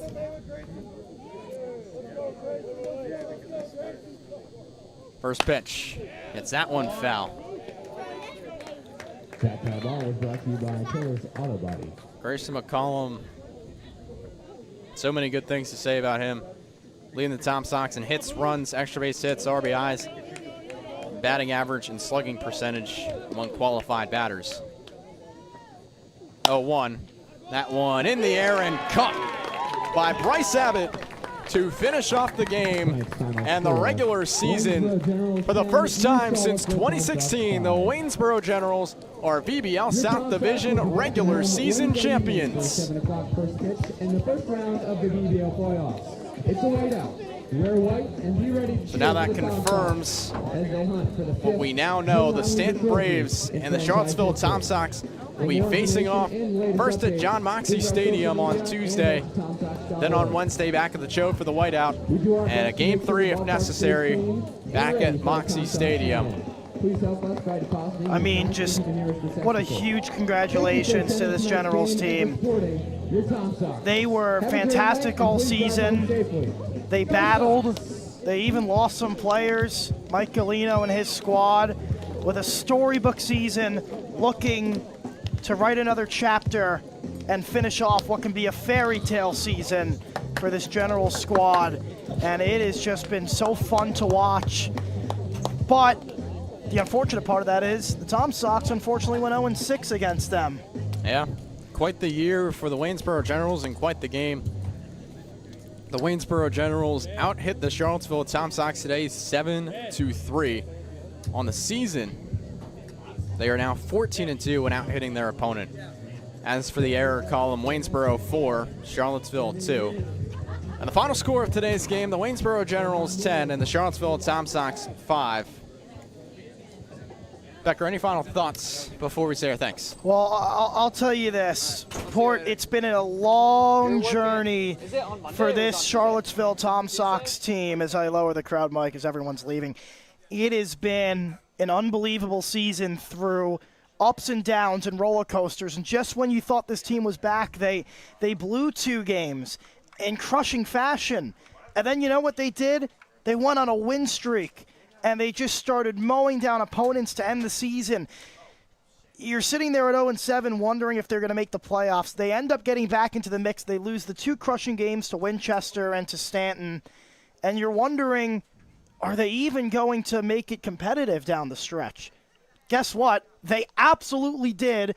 Those crushing losses actually shaped them into something better, and here they are in the 2026 postseason. No more scoreboard watching. You can only control what you can control. That's one of your favorite sayings, Brian, and they're going to be able to do that, hopefully, for the next 2 weeks. And I don't think, and listen, I might be wrong here, I really don't think this is the last time this Charlottesville team is going to be playing Waynesboro. I really do not think so. It does not look like that'll be the case. So the top 3 seeds in the VBL South playoff race are officially confirmed. Still waiting on who that 4 seed is going to be as the games play out today and tomorrow. The Tom Sox, for the first round of their playoff schedule, they'll be on the road to start against the Stanton Braves on Tuesday, and then back here for a whiteout on Wednesday, and an if necessary Game 3, if it happens, on Thursday. But I mean, it's been quite the season, quite the regular season from here. I mean, I remember when we started off, I was doing the game story from the Woodstock home opener all the way back on May 31st, and here we are a month and a half later. But I'm seeing the signal, and I guess that'll be it. I'm not going to go into too much of it. But for everybody here in the booth, from Jason Mullins, Lucas Cash, to name a few, Alex Harkins, Chase Fisher, Luke Stefanisco, and everybody involved here in the press box today, we say thank you. So long. We'll see you next time. My name is Brian Portney. We'll see you next time right here on the Tom Sox Broadcast Network.